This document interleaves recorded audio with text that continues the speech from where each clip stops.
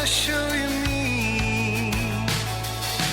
Wait till I'm free,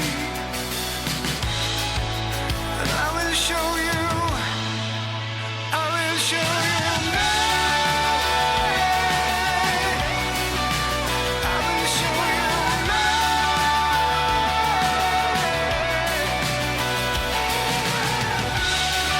It's coming again.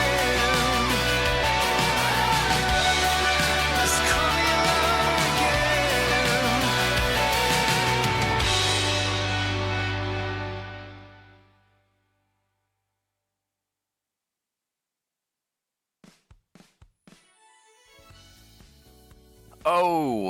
Oh my goodness. It is a bittersweet time, friends, but it is a celebration all the same here at Roleplaying Unlimited. Thank you for joining us for our final televised stream of 2024, our final scheduled stream, I should say, for the Coalescence Chapter 4. We will still have at least 15 plus streams over the next month, largely video game streams and the like, because we have community challenges going on, and our community has deemed 2 of them of the utmost importance. So the only way they're going to accomplish those is if I do my part and make the Beskar mines available for mining and contributions. How y'all doing tonight, friends? Yes, indeed. We got that hype train the other day as well. Amazing, amazing stuff. Two record-breaking hype trains over the last 5 weeks, 6 weeks maybe, like at the absolute most. Like, it has been an absolutely amazing sequence of events. The extra annual supporters that we've gotten this week alone, people stepping up into the Epic subscription, to the Super Supporter subscription, to the Supporter subscription. It's just I am feeling the love, friends. If I were more technologically capable, I would have like an aura of butterflies and like hearts going around me here. Look at y'all contributing to those community challenges. This is the way. Only way we're going to get it done is if everybody is part of it. And we've got a lot of recapping to do here at Roleplaying Unlimited to cover the last 5.5 weeks, the last 15.5 weeks of activity. If I ran 45 sessions in 5 weeks, that's like a session a day. That's like $1 an hour. All right, so here we go, friends. This is where it all began. A beautiful summer's day. Actually, no, we had no part of this campaign that could be described as beautiful, I would say. Perhaps some of the people that we've encountered would be the exception, but the campaign theme and the setting itself, not designed to be beautiful. It is a post-apocalyptic setting known as the Coalescence. It is the results of our endgame from this July, when we had 50 plus characters between players, NPCs, allies alike take on the Sith Lord known as Nihilus, and they won. We did have a few to several character fatalities throughout the mix of that, some of which we were able to make right, others of them not so much, such as the Demon Dragon and the Mistress IG. Both of them were killed / sacrificed in the midst of that combat. The Mistress, intentionally so, she had been infected with this virus from some unknown planet in the far reaches called Earth. And it was a virus that was slowly turning her into an undead creature. And we learned that undead were of particular distaste to Nihilus. He was all about draining your life essence to further feed his psychotic rampage. And with the Mistress, we found a very interesting opportunity in that she was living, but had this virus within her. So Nihilus would target her and hopefully infect himself, and he did. This gave our combined allies at the endgame table the opportunity to lay some whoop-ass on him, layeth the smacketh down, and Nihilus is no more. His mask destroyed, his essence scattered to the 9 hells. That's how we finished our endgame back in July. And then all of a sudden we start off 5 weeks later or so in August, and we've got this weird coalescence of familiar, unfamiliar settings here. We have here before us the most populous city in the Forgotten Realms setting, known as Waterdeep, or Dewey. We also have elements of 1850s feudal Japan from our real-world Earth setting. That does ring a little more true to what we're seeing here. And this is where the Coalescence takes place. We have actually taken these locales from the feudal Japan setting, and we don't know if it's been a direct switch, like nobody's in feudal Japan right now to know if all of a sudden Waterdeep is there, but, I mean, stands to reason this is here, maybe that is there.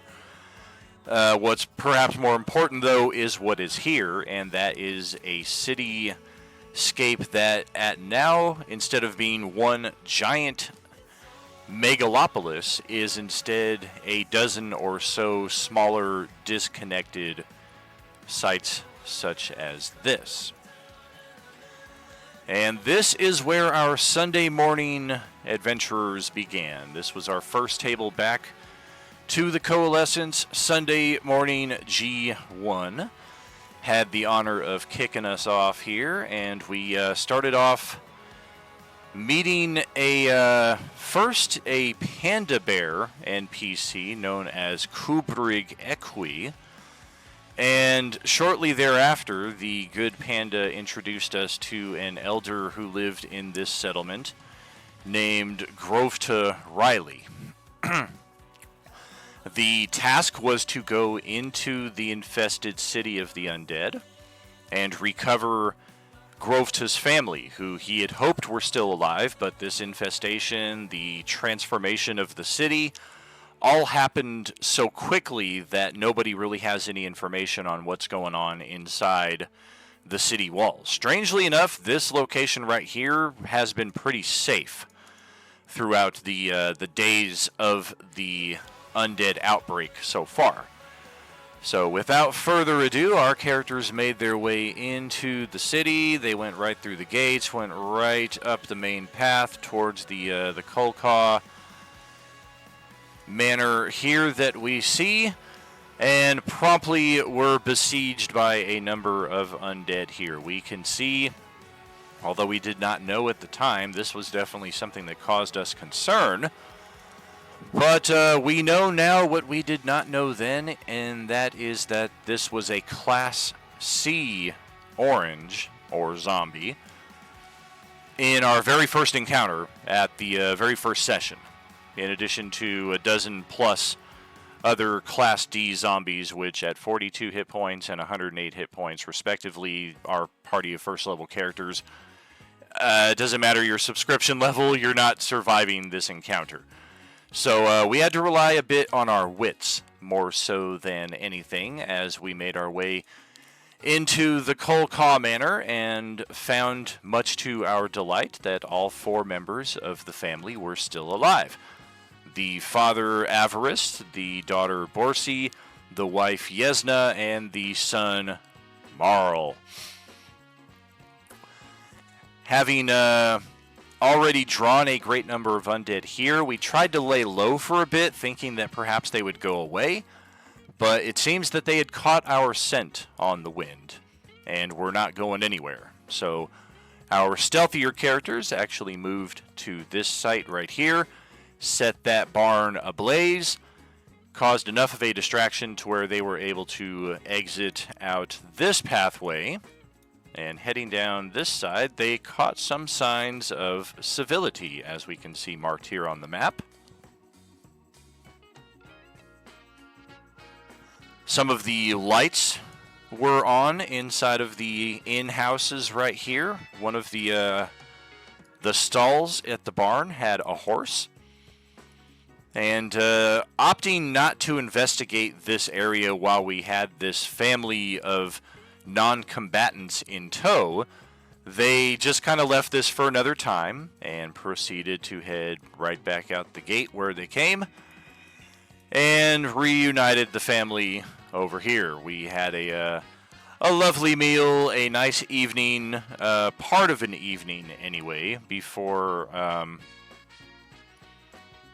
it was just easier to write it than try to populate the map with that many oranges, because eventually our time of peace came to an end here at the Riley Manor, and a slight rewind, our escape from the city was not completely unmolested. We did unfortunately have an encounter with a number of the Class D oranges that were making their way out from the north right around this intersection, and Kubrig, our panda bear ally, was killed only a few short hours after meeting him.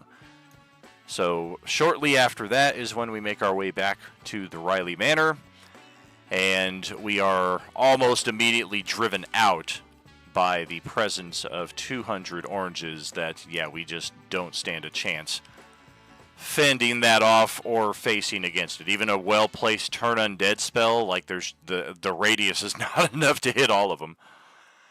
So we come here next to the Ucore map, which is the first map I ever designed for the Enemir campaign setting. It's been redone not very many times over the years. I was very happy with the initial design of it.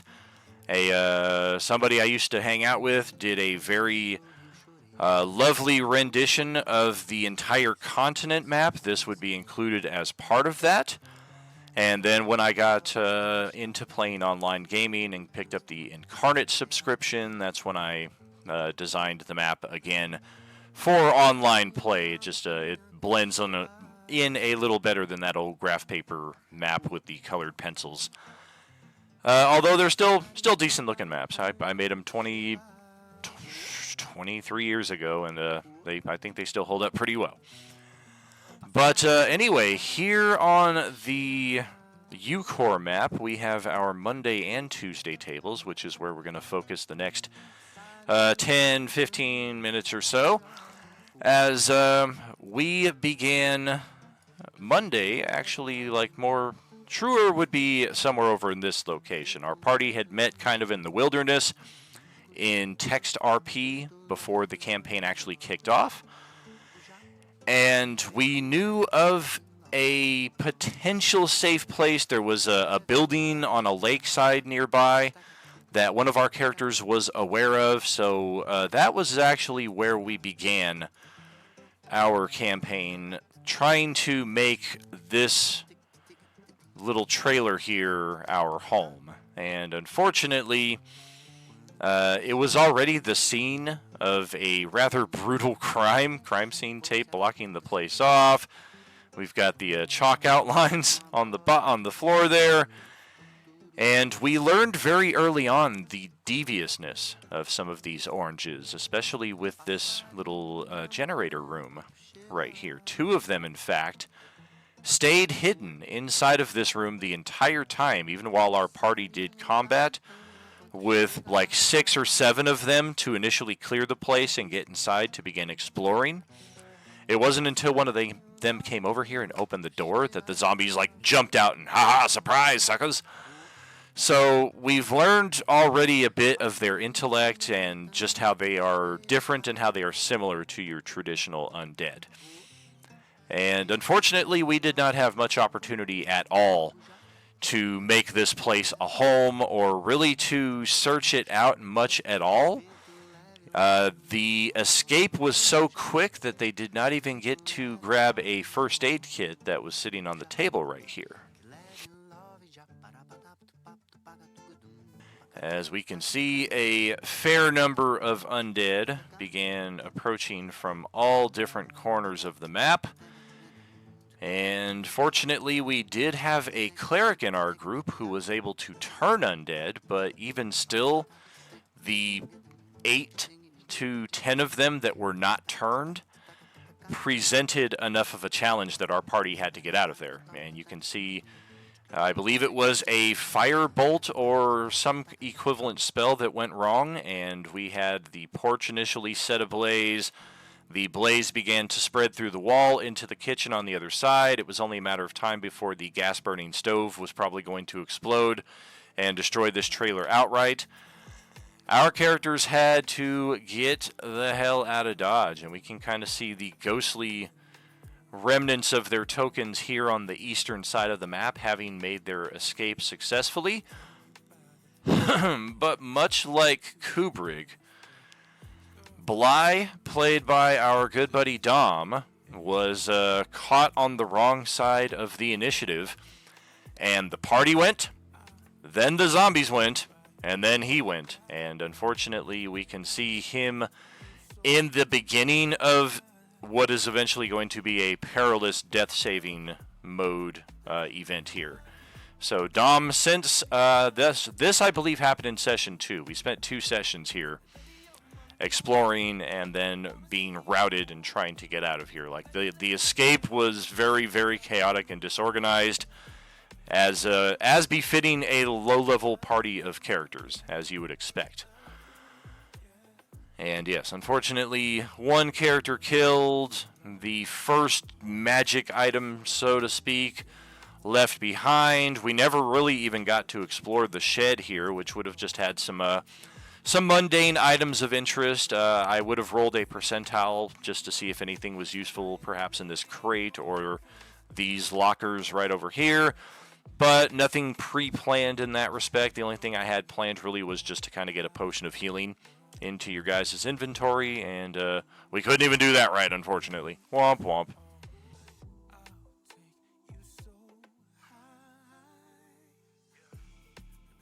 I don't try this out very often. I'm going to take a look at this real quick. Oh, okay. So it's just like a BRB screen, but it says intermission. Sometimes when they say intermission, like they keep the camera on and the chat box on, so like it's like it defaults to a just chat mode from game mode.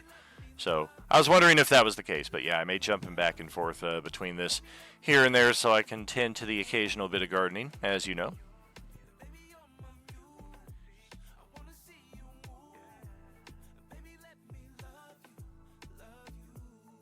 Look at us rolling with 13 viewers. Amazing, friends. Just don't know how to express it, the blessing that y'all are in this lowly GM's life. Yeah, there we go, we're back. Alright, so Monday made their escape, most of them anyway, and yeah, we know one was unfortunately left behind. While they were checking out the trailer here, they did find a map for a very, very interesting location known as Turtle Cove. You may have seen it on the UCore map a few minutes ago when we were there. This at least gave them their next direction for where to head. And for most of these characters who are native to the Enemir setting, the lake absolutely goes here. This big settlement on the eastern shores is an anomaly, to say the least. So we converge Monday to check out Turtle Cove. It is in fact on the way to Turtle Cove that they will have another event, and we will come up to that shortly. We have some Tuesday stuff to cover here now as we get into the cul-de-sac with the plane crash. Oh yeah, this was one of our more exciting, definitely inspired from Lost introductions here, having a burning plane right in the middle of a neighborhood that has just had a zombie outbreak. What better way to get establish the chaos factor right off the bat? And our characters, in fact, began from the tail end of the airplane investigating this neighborhood. And you got to bear in mind that they do not see the map as you and I are seeing it now. They only see what their characters can see.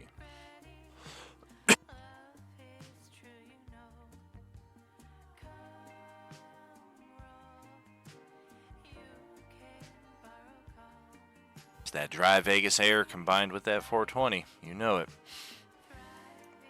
This was one of the more interesting locations on the Tuesday map here. The game room. We did not fully get to explore this until we had actually cleared the entire neighborhood. But yeah, you can see the DM screen, all the different player stations, character sheets, dice, pizza, snacks, etc. Like any true in-person gaming room should be.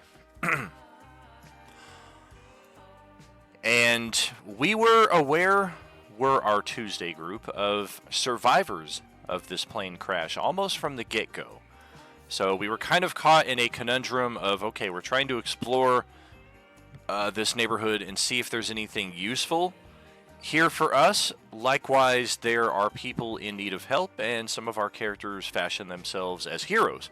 And we're very quick in trying to respond to take care of these plane crash survivors. And we see the remnants of the undead scattered around this site. Many of the survivors of the plane crash unfortunately were killed. Their tokens were removed, as I think all of them, in fact, failed their saving throws and turned into one of the oranges. Which, when that happens, I remove their tokens and replace them with one of these guys right here, usually the same token of the one that infected them. So if you see two of them in close proximity, it's either that or it's I was just lazy in setting up my zombies, because I've got like 3 dozen of these Class D zombies, so you'll see a lot of them repeatedly, but there should at least be a little gap between the repeats, I should say. And after, in the midst of this combat here, we became aware of other survivors taking residence in this house over here. We heard multiple gunshots coming from this location. We didn't hear much other than that because the plane had just crashed, so the screaming engines, the fire, the debris, the plane breaking apart, all of that is the most predominant noise in the neighborhood here. But even over that, we could hear the gunshots coming from this house. And if you guys never fully explored this location, I can see nobody ever went into the restroom where Corinne, the only one to survive the plane crash and the zombies who chased her down after the fact, she made her way towards the sounds of gunfire, strange as that may sound, and found safety. As soon as they let her here in the front door, she ran immediately through the entryway through here, kind of felt her way through the house, realized this must be a bathroom, and locked herself in here and found a pair of missile launcher and a flamethrower. We still have not found ammunition for the flamethrower, unfortunately, but we did just last night in clearing the mall find some very, very cool rockets for this rocket launcher here. And the survivors living in this house were very much on their final rounds. Like the guns that are sitting here on the tables all have no ammunition to them whatsoever. These are guns that we talked about on Tuesday night of this week when we wrapped the campaign. Just saying that the survivors here who did not participate in clearing the mall, when you guys brought them back, they would have brought all of this extra gear with them, albeit this is really all they have left for ammo is one precious little ammo box, which has hardly anything inside of it. So our group made connections real quick with the survivors of this house. Some of them were not located until later. Tim and Kurt were part of the survivors that were taking up shelter here. Jack, the Labrador, was actually located right by the first building that we began to... we never even really cleared it until we came back. I think this was one of the last buildings that we cleared, although we did have a couple of humorous incidents with our Tuesday night barbarian breaking through the metal sliding garage door only to discover that somebody had already broken through the concrete wall a mere 5 feet away and he could have just went right around the corner and came in through that. Or, I don't know, like actually try to use the door and pick the lock. That's always a possibility. Oh yes, these artificers are going to be valuable, very valuable, especially when it comes to reverse engineering some of this technology that we only have limited supplies of. Gasoline, primarily, because we do know where the guy is who knows how to make gas, but we also have characters who are probably more powerful than this character right now and might be able to shortcut the process a little bit as well. But yes, our group of player characters, after meeting up and clearing the initial wave of zombies, we did have some combats spill out as far north as here, into this driveway, this torn down row of hedges. We had some of the combat spill over to here. It was Silkass, aka Senor Smoothbutt, and I have to say I'm very disappointed that I believe it has been 3 sessions now that you have had the item in your possession and nobody has had the pleasure of being introduced to Senor Smoothbutt's super sensory sombrero. So, I mean, you put an item in and name it after the character itself. I named an item Lucky Lantirthi's Longsword, and within the next session, Katie had busted that thing out and was like just kicking all kinds of ass with it. Like she understands, like this was an item that was meant to be used. Meanwhile, Richter's like, I'm too embarrassed to wear this thing. I digress. What, did you not catch Senor Smoothbutt's super sensory sombrero? That was his relic. That's his magical relic. She understood the assignment. Yes, she did. We did have, as I said, though, some of the combat spill over into this area involving Senor Smoothbutt, a.k.a. Silkass. And unfortunately, due to the chemicals and the high-powered machines in this room, in addition to, I believe, an AoE spell, was enough to ignite some of these combustibles and cause a pretty substantial explosion, which threatened to set fire to the entire house. Fortunately, the character responsible for setting the fire possesses a legendary magic item, and this item was coerced into summoning an ice elemental to go put out the fire. An ice or a wind elemental. One of the two of them went over there, put out the fire, and saved this location for us to explore at a later time. I believe most of our tokens are going to be found back at the first building, but we did next head here to the south because there was one zombie banging on the door here for whatever reason. And we later found out it was probably to go reconnect with all the rest of its zombie buddies because first floor was very clear, but level 2... Get a little peek at my organizational process here as well. This is what I pulled from all 6 of our tables and just kind of tried to arrange them narratively in the order that our tables played them out at, but then on your respective pages, of course, you don't... Tuesday wouldn't have Thursday's maps and vice versa, but for this, I created its own special page just so everything would be in one location. But yes, here on level 2, we found a great number of zombies, and this spot in particular, I feel like we spent like a session and a half right there at the top of the stairways and in that little tiny hallway. Brad, Terry, Kimberly, J-Man, and Richter can all attest to that. I think Cedar spent most of the combat actually out here, but he may have gotten caught up in all this nonsense as well. Very tight quarters, and there was somebody dressed as a zombie, and this is the second time now, although in chronological order this would have been the first time. But if you recall, during last night's resolution of the Feudal Waterdeep game, we had Marl talking about that while in the middle of running through the streets of the feudal Japan setting and the zombies were everywhere. There were some people who seemed to be play acting as zombies and just kind of standing back watching what was going on. In this room, we had like 7 or 8 different zombies that were inside of here, inside the hallway, inside of the office here down at the end. Exactly, that was what he was saying about covering himself in zombie guts. He saw some people that were doing that, and were kind of observing from the back while all those zombies were tearing apart Marl's family and chasing you guys down.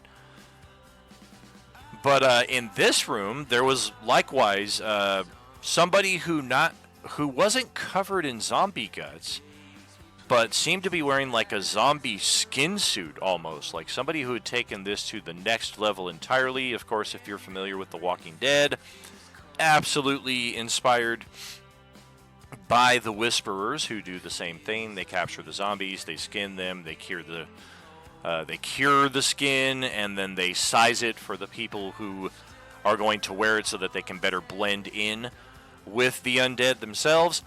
There's one guy who seemed to have perfected this process, and it was only after this 2-session combat was resolved and we started looking through some of his personal effects that we realized some of his backstory.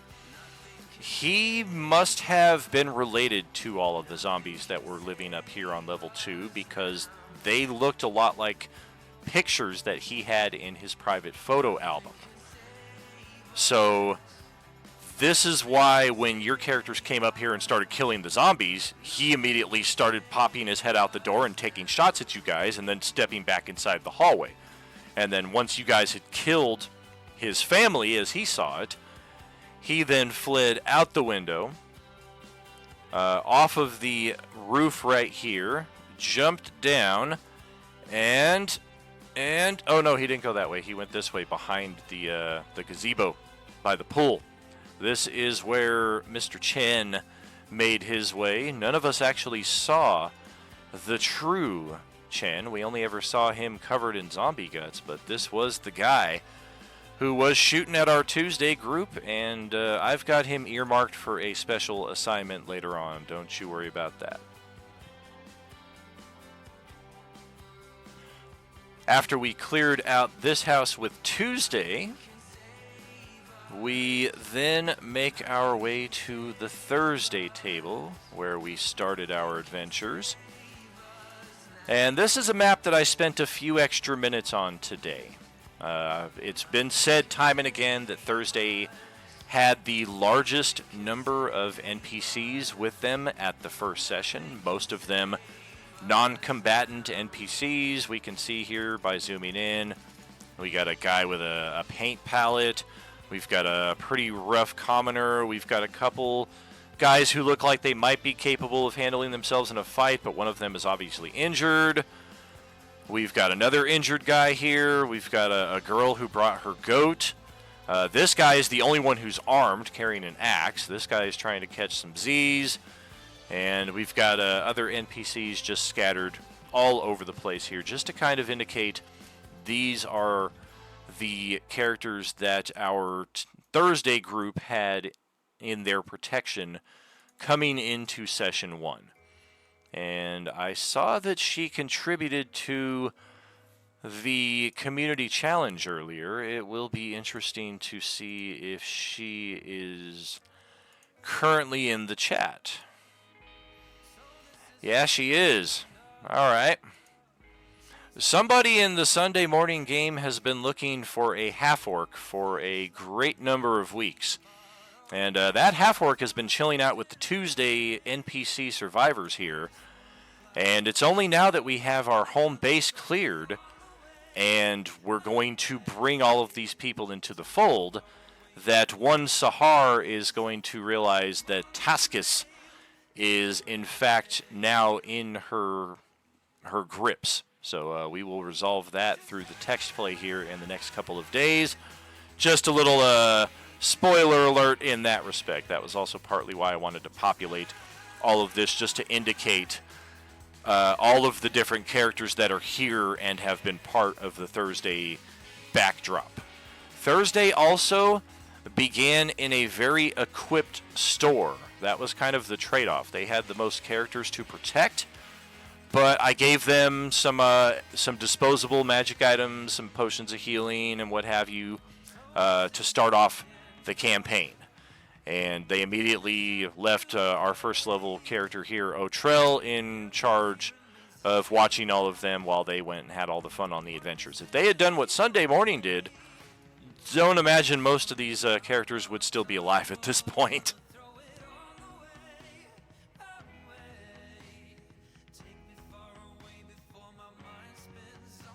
Definitely her bounty, but the question begs to be asked, like, who's going to pay it at this point? So that is Thursday. We began with some RP. We had a little bit more peaceful exploration in gathering supplies from our starting site before we moved out here.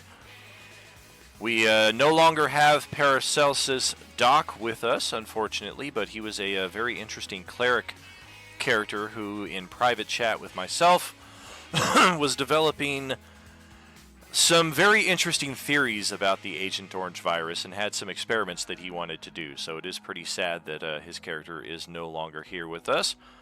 But c'est la vie. Thursday took to the streets because they... yes, they heard bells ringing, I believe is what it was. And they went off in direction in searching for that, and came into contact with the one known as Noburo. Noburo has been a constant NPC between Wednesday and Thursday. More Wednesday than any others. He also has occasionally appeared in the Sunday morning table, as all three of those tables are connected. And he helped out briefly with slaying these undead, but it was clear that he was not here to help the characters so much as he was off on his own task. And given his movement speed compared to the characters here at level 1, it was a very quick and easy process for him to just kind of step in, kick some ass, and then fly off stage left here while everybody else is still kind of like, whoa, wait, hey, come back. All right. So I'm thinking actually they were not in pursuit of the bells. I think I've got that mixed up with Wednesday crew, because Wednesday pursued the bells and they pursued them to their source. Thursday, however, had spotted a rather large structure off in the distance, and I believe it was Genzo here who used his owl familiar to kind of navigate the land and try to find a place where all of our characters in the group would be safe. So that is what drove us here through the city streets and to our first site here for Thursday evening, the Pagoda. And here at the ground level of this mighty structure, we had some pretty interesting encounters with the first of the 1970s goth zombies. Although still for narrative purposes, they are just Class D zombies like the ones we've been facing in all the other tables. We kicked all kinds of ass breaking through here, and we met a pair of memorable NPCs, one of whom, throwaway name, but I think he has become one of the more memorable NPCs of all of the ones at our tables. Strictly because one of our newcomer players, when we were still fighting this battle out here on the front steps of the Pagoda, where is Balerin? Where's he hiding at? Oh, he's all the way down here hiding in shame. He mistook this as a zombie. Can't entirely blame him, considering like these guys are also like all standing in the same area. But yeah, after Rick was stabbed by our rogue character here, there were some interesting and humorous exchanges between the two of them. We did find one of the Undead Slayer daggers, one of the only ones that we've managed to locate in the field of play.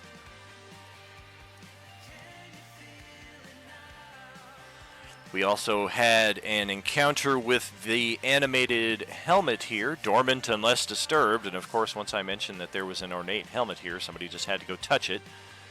And that prompted one of our few encounters with something that was not an undead. And following that, we made our way up to the second level of the pagoda, but that would be saved for next time around, because Sunday evening had an adventure of their own. And in fact, this is jumping the gun a little bit. We should go here first. As Sunday morning started off on this lonely stretch of highway east of Omaha. Oh wait, that's turn the page.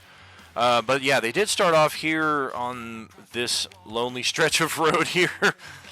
And this shrouded location was the first one that they saw. So naturally, they just started to make their way to it, when they were met by this battle van, driven by a couple of NPCs who we will get to know very soon on the next map, known as Jung and Tongue-in-Cheek.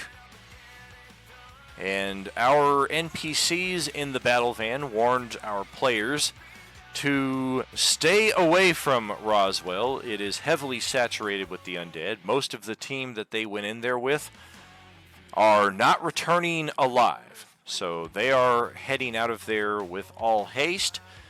And these characters, being obviously not from the New Mexico setting that these NPCs are used to, offered a ride along. Of course, we've got, and this has been a theme throughout these campaigns so far here in the first 45 sessions. We've got the language barrier issue. We've got characters who speak Common. We've got NPCs who speak English. We've got characters who speak Elven. We've got NPCs who speak Japanese.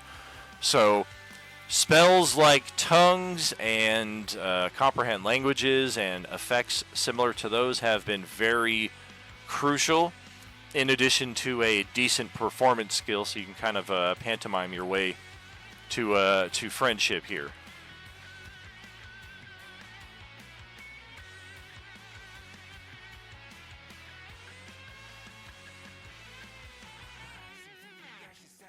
But yes, once our characters convened with the NPCs, we made our way here to the location of New Ford.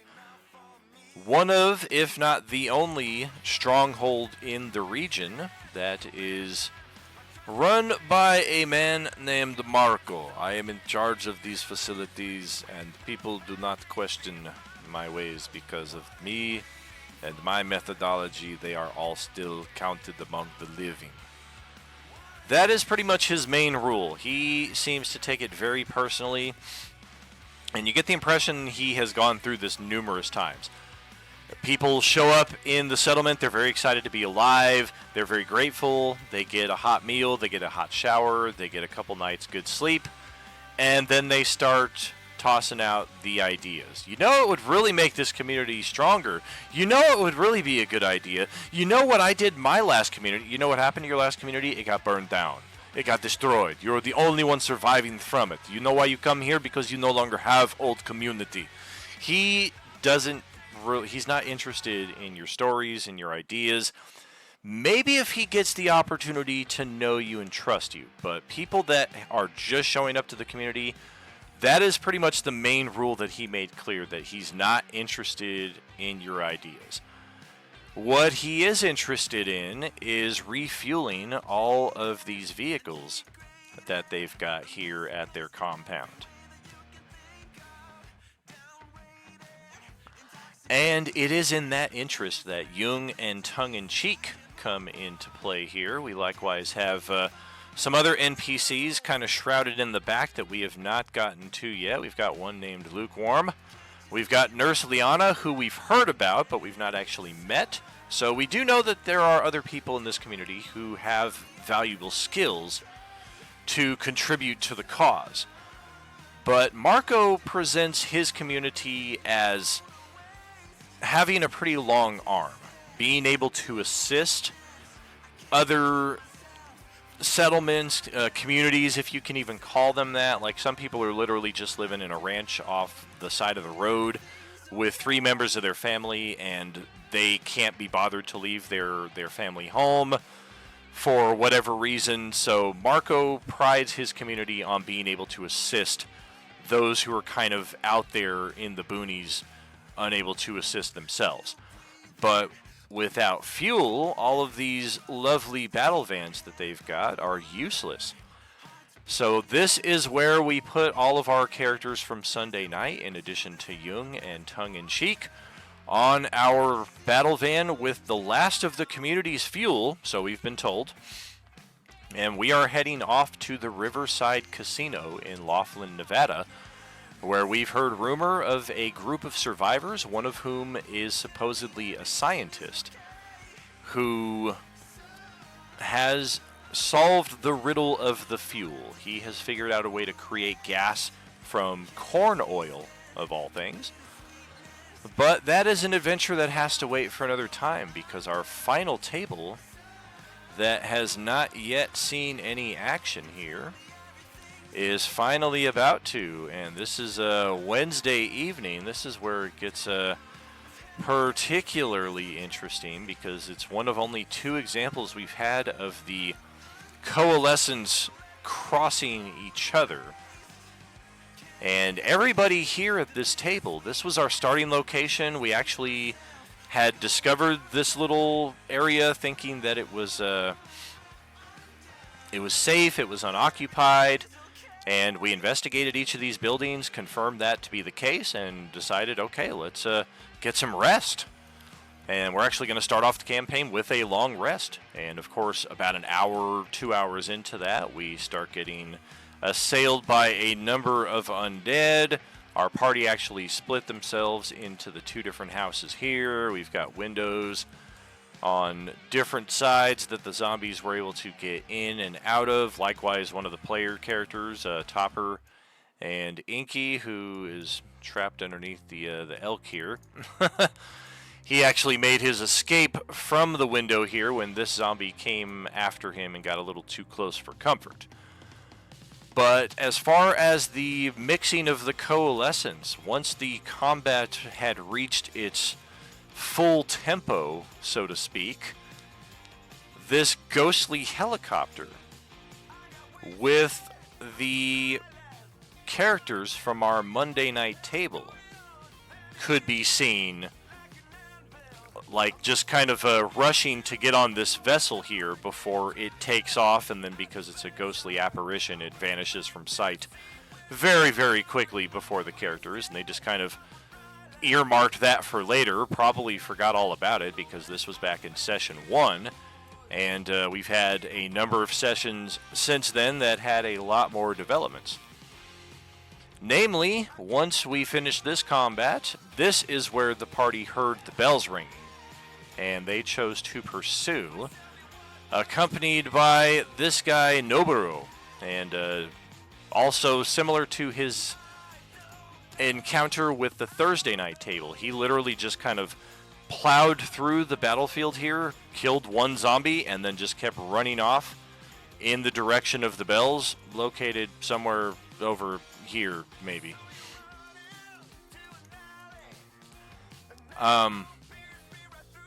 But that led our party, at least, to kind of try to give pursuit. Like, this guy's pretty tough, he's pretty badass, so we're going to at least follow him and see what's going on, and that will take us to the bells ringing site. We did spend a few sessions here.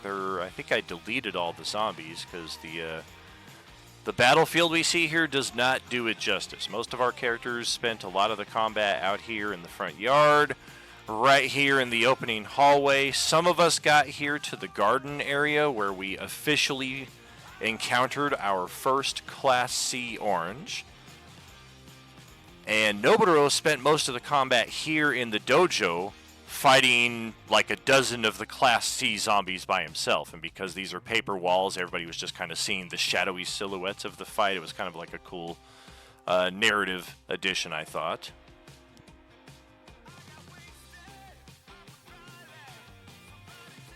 Lots and lots of blood spatter effects that I added onto the map here just to kind of illustrate the brutality of the combats. And then the ladder in the corner that leads up to the bell tower, where somebody has been ringing the bell for a number of sessions by this point. Sunday morning could hear it, Wednesday night hears it, Thursday night hears it. And finally, after a number of sessions, we do locate who this somebody is. He introduces himself as Moorlander. He claims that he was part of an interstellar group of explorers, and he served as merchant for their vessel. He doesn't know how he got here, why he's here, but shortly after he arrived, he tried to partner up with some people that he thought were trustworthy, and they immediately robbed him, stole his inventory, as he called it, and they left him here to deal with a lot of undead by himself. Thankfully, he had the wherewithal to get up the ladder, lock himself in the bell tower, and realizing the zombies are already here and onto his scent, and they're not going to go away, might as well ring the bell and see if we can draw other people here who might be able to help. And in exchange, you guys help me out if you guys will do this other task and find this Daimyo Isano who stole my inventory. I will make it right with you, and I will serve as merchant for your group. So that having been the case, we come full circle back to Sunday morning. And I'm going to send us to another intermission here for like 5 minutes or so, give my voice a few moments to rest. I'm sure y'all can hear the wheezing and the choking. So we'll give it just a few moments. I'm going to sip on some water here, and we will catch up with you for another cycle of the Coalescence Chapter 4. While we are away for the next few moments, do me a favor here in chat and post down some of the more memorable moments that you've experienced or witnessed as part of these 45 sessions so far. Are you with us?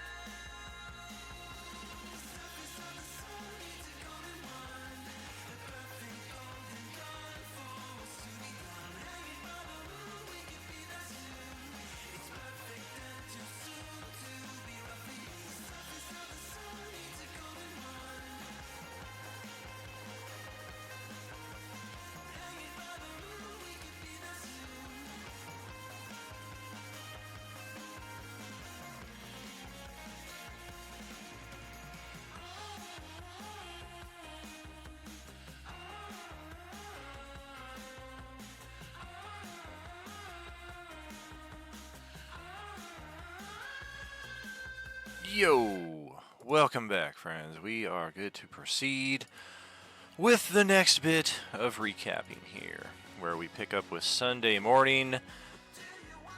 And last we left them was, they were being chased into the city by the hordes of undead. We had some opportunity to kind of stealth our way through this map. We didn't have a lot of encounters. This is definitely not the street encounter that we will all remember with horror. But nevertheless, we did run into that sign of civilization. We passed it back on the way back into the city. Encountered a new party member named Ridabru Ikru.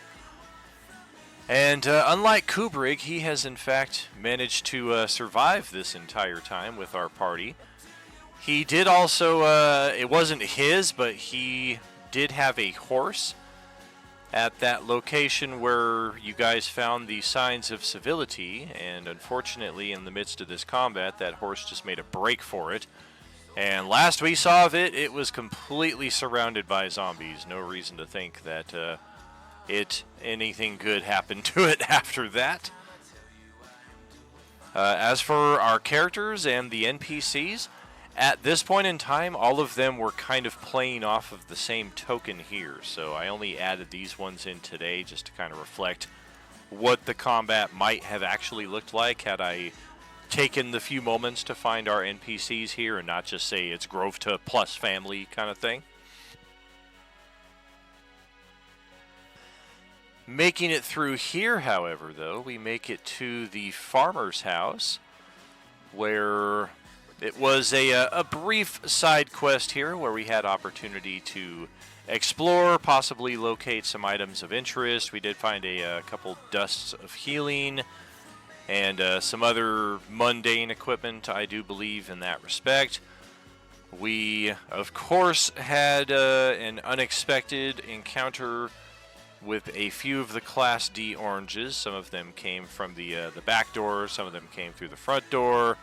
Some of them were already here inside of the barn munching on this horse at the time of your guys' arrival.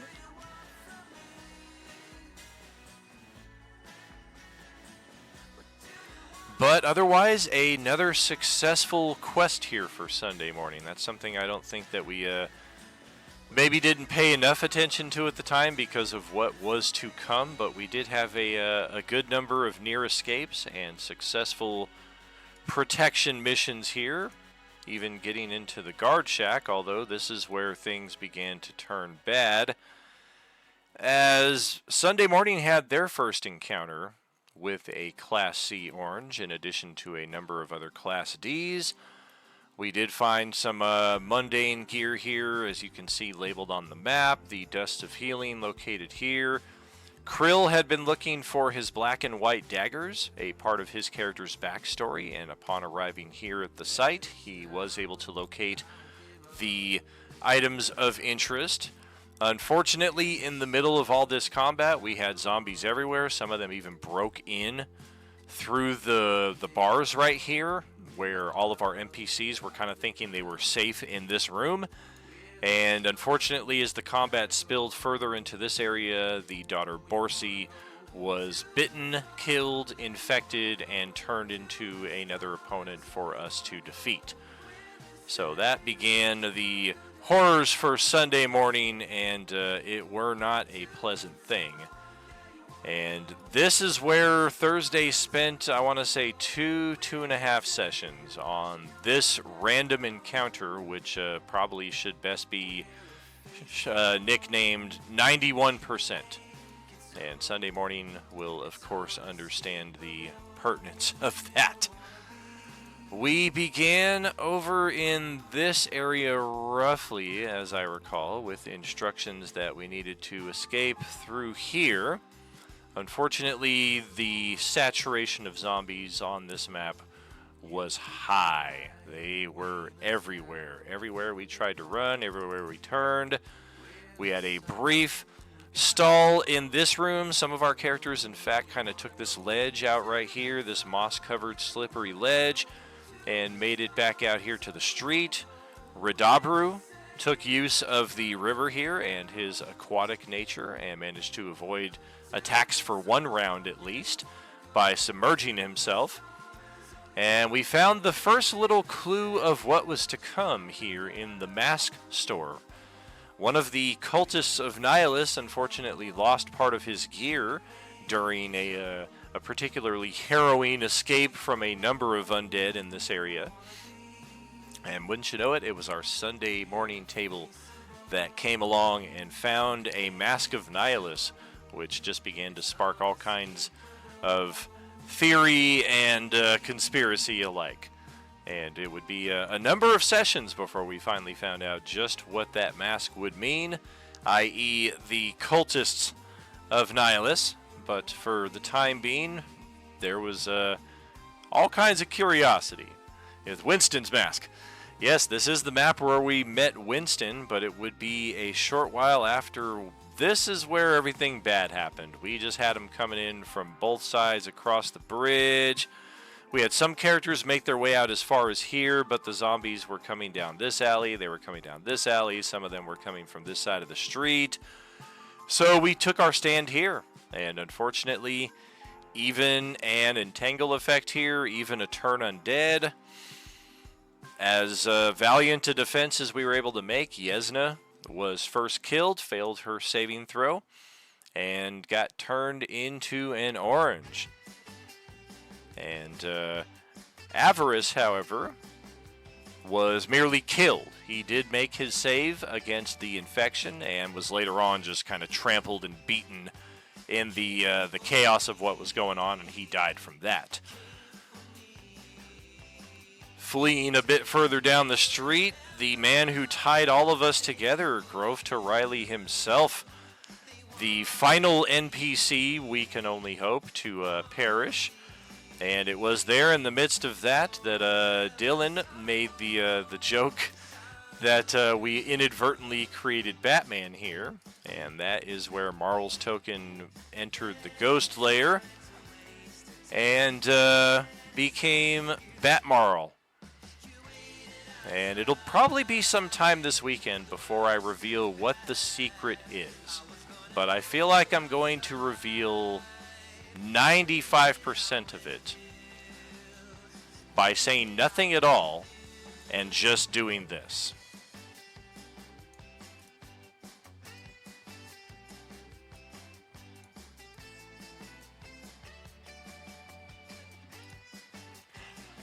Make of that what you will.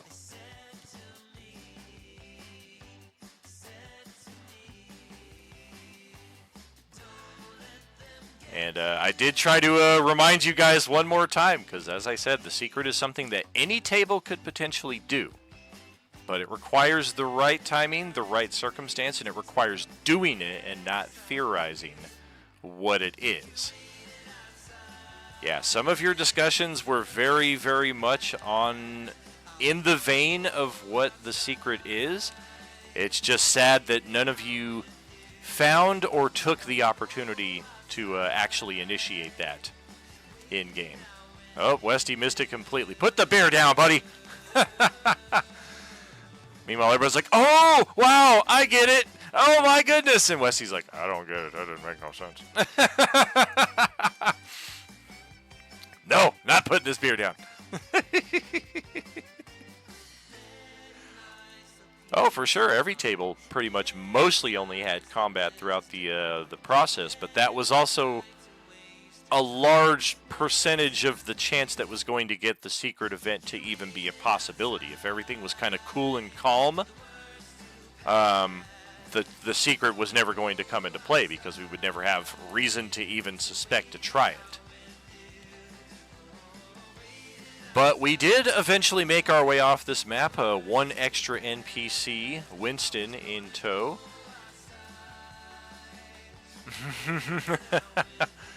I feel that Terry was very close to it. I can't say for certain that you were 100% correct, but I remember reading over yours and being like, yes, yes, yes.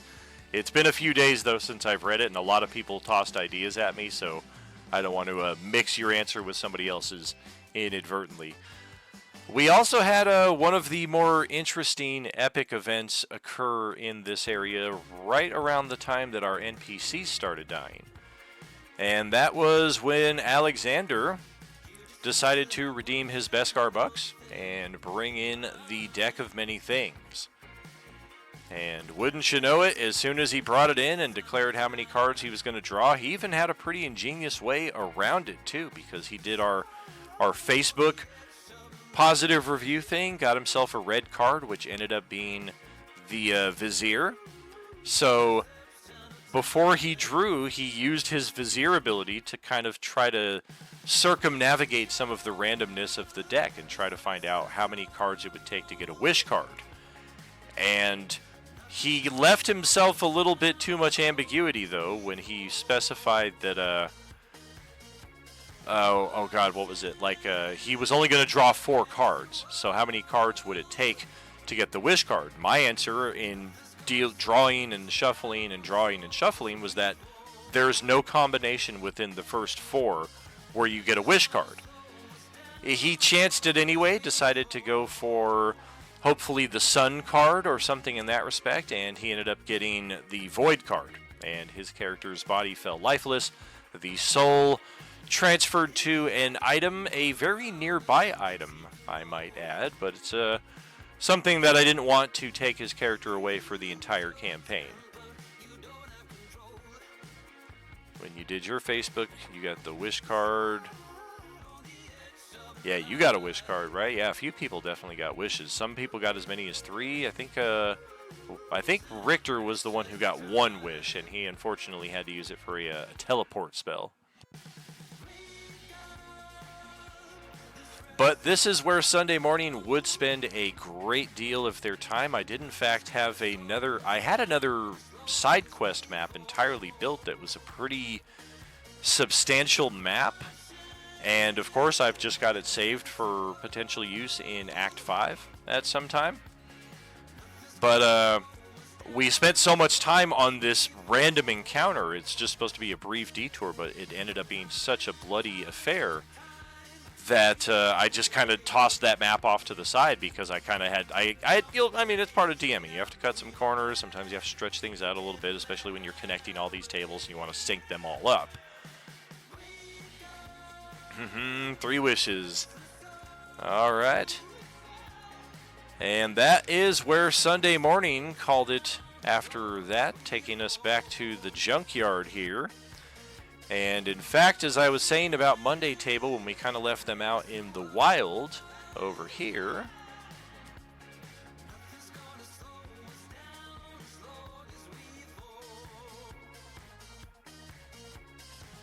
it's definitely challenging, but it's one of the more fulfilling things as a GM that I've ever had, especially just starting on a random Sunday in August and not knowing when I was going to end, but knowing that we're going to have the holidays around December, so we probably won't play as much during that month, if at all. And then only around October realizing, okay, we've got this many sessions left. This is the story that I still want to tell. This is where I want us to get. All of our tables need to get to this point by this time, and then having yesterday wrap up the way it did and seeing that all 6 of our tables got to where they needed to get to, it's very fulfilling.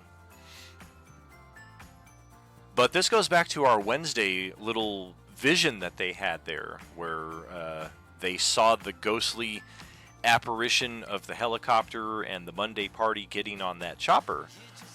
Our Monday table, in fact, as they were making their way over the landscape here, the zombies that were pursuing them from that little lakeside cabin continued chasing them.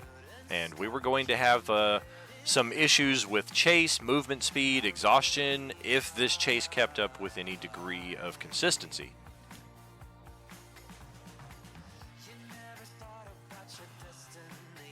Fortunately, a helicopter appeared on the horizon and chased down these zombies, blasting all of them to smithereens, did a few more circles over the horizon before setting down nearby. And from that helicopter, our Monday crew met the NPCs Thompson, Pete, Rusty, and Gene. And all four of them ran into the same issue that a lot of our interconnected parties have run into, the language barrier. So it was some degree of pantomiming, I believe, to get our parties united, because I think the only one who had the ability to comprehend languages was Bly, which made his death outside of that trailer even more tragic, because now the rest of the party is here, and the one person who could communicate. Womp womp.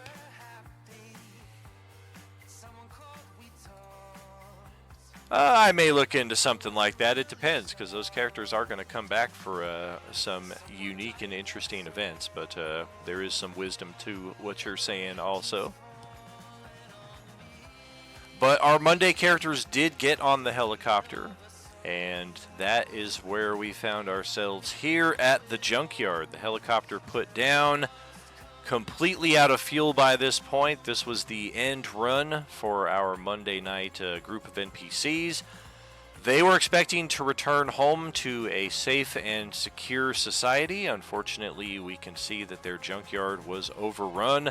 The front gate was broken down, zombies got around everywhere, and every NPC who lived here was killed, with one exception. That being Lean Lure, who was revealed as a Yuuzhan Vong, an alien race from the Star Wars expanded universe, or the Legends canon as they call it now.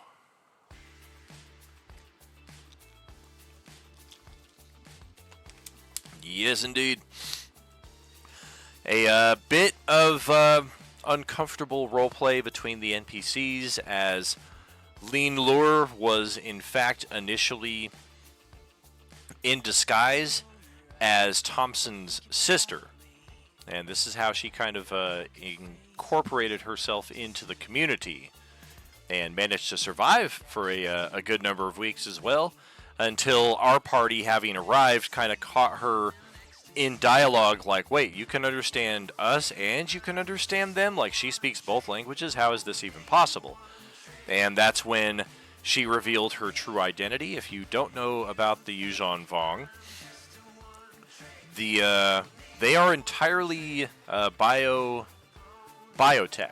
That is their entire thing, all the way down to their clothing, to even their spaceships. Their spaceships are giant asteroids that have like literal living world brains and all these living propulsion gravitic systems inside of them that make these things traverse through space.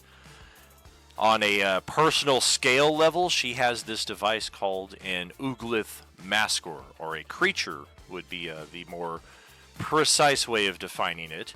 And by itself, it just kind of looks like an old sheet tossed on the ground. But when somebody is proficient in the biotech, they're able to coax these creatures to perform their given function.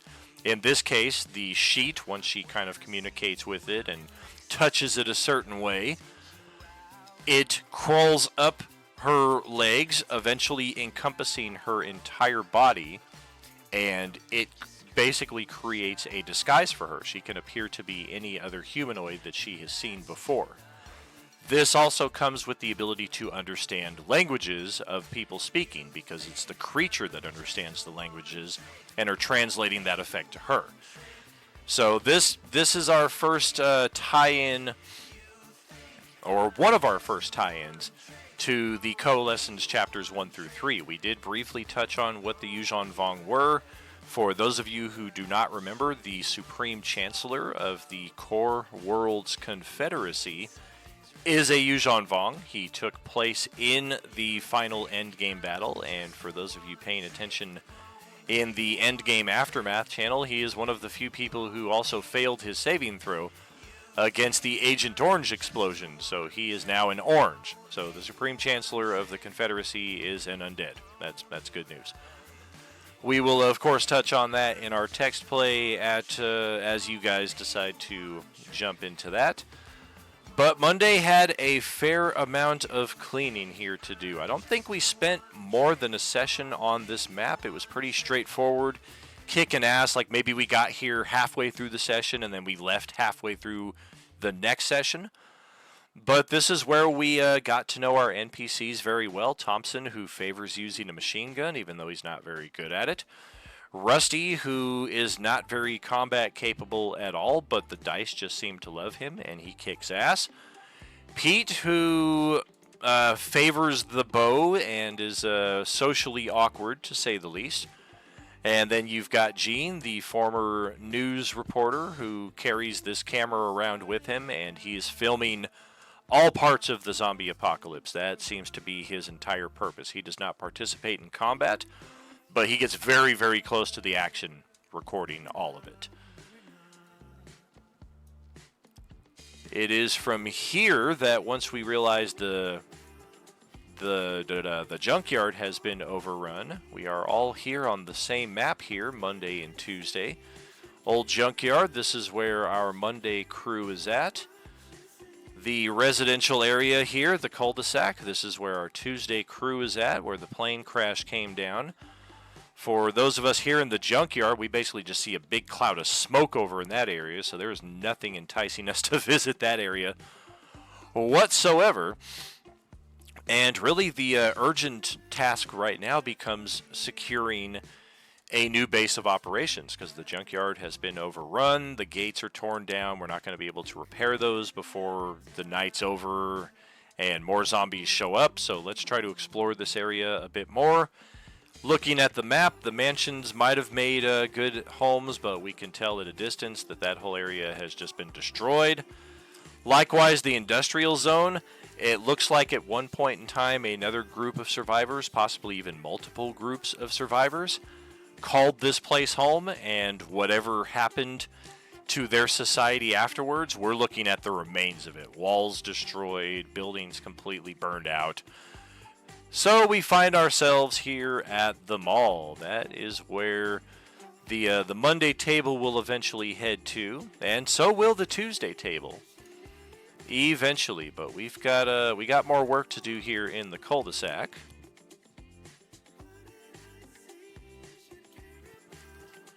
What is these?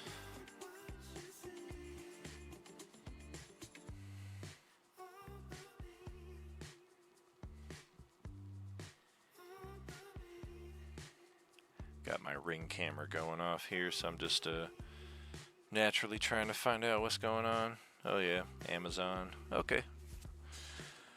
All's well.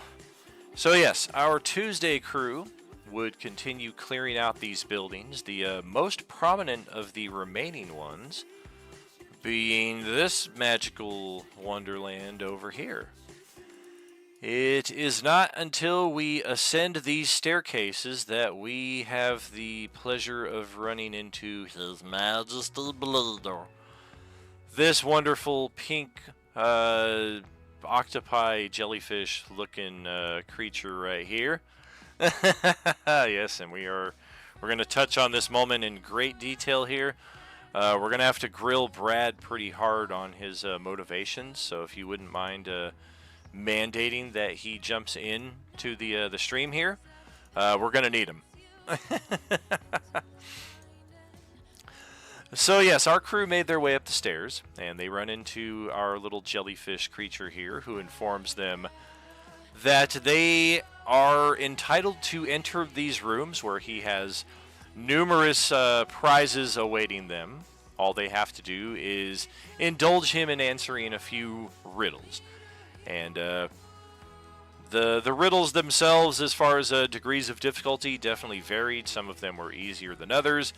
All of them pretty straightforward. None of them like intensely mind-boggling that you have to spend like an hour trying to get into it. But in the interest of not bogging the game down, we all did spend maybe like 2-3 minutes or so. What is the average velocity of a sparrow?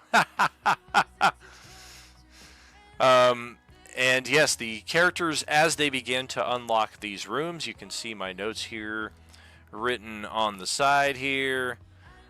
We got some anti-oranges for those of you who successfully answered the riddle here. Brad and Terry were the only ones who were able to make their way into this room, where I've actually deleted the effect, but there was a pool of oil here on the floor. The effect of that was basically just intended to be dip your weapon in this oil and it will magically transfer, it'll magically harden the sword and make it like a +1 or whatever your weapon of choice happens to be.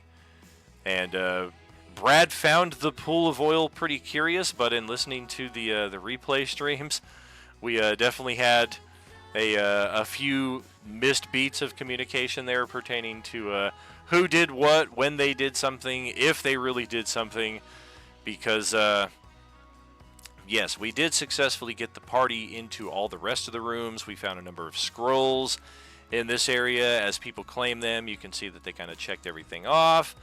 We found some other potions in here. This was scroll room. This was potion room. This was kind of miscellany. We found some sodas and some waters. Soda just kind of house ruled that it's a short rest action if you chug a lug. The sparkles gave everybody a long rest, which Tuesday actually had double the long rests of all of our other tables. All the other tables had to literally find a place to kind of hunker down and get that 8 hours, whereas Tuesday just kind of walked into a room, got an immediate long rest, and then I think like a session and a half later got another long rest. So you guys had a slight edge over the other tables in that respect.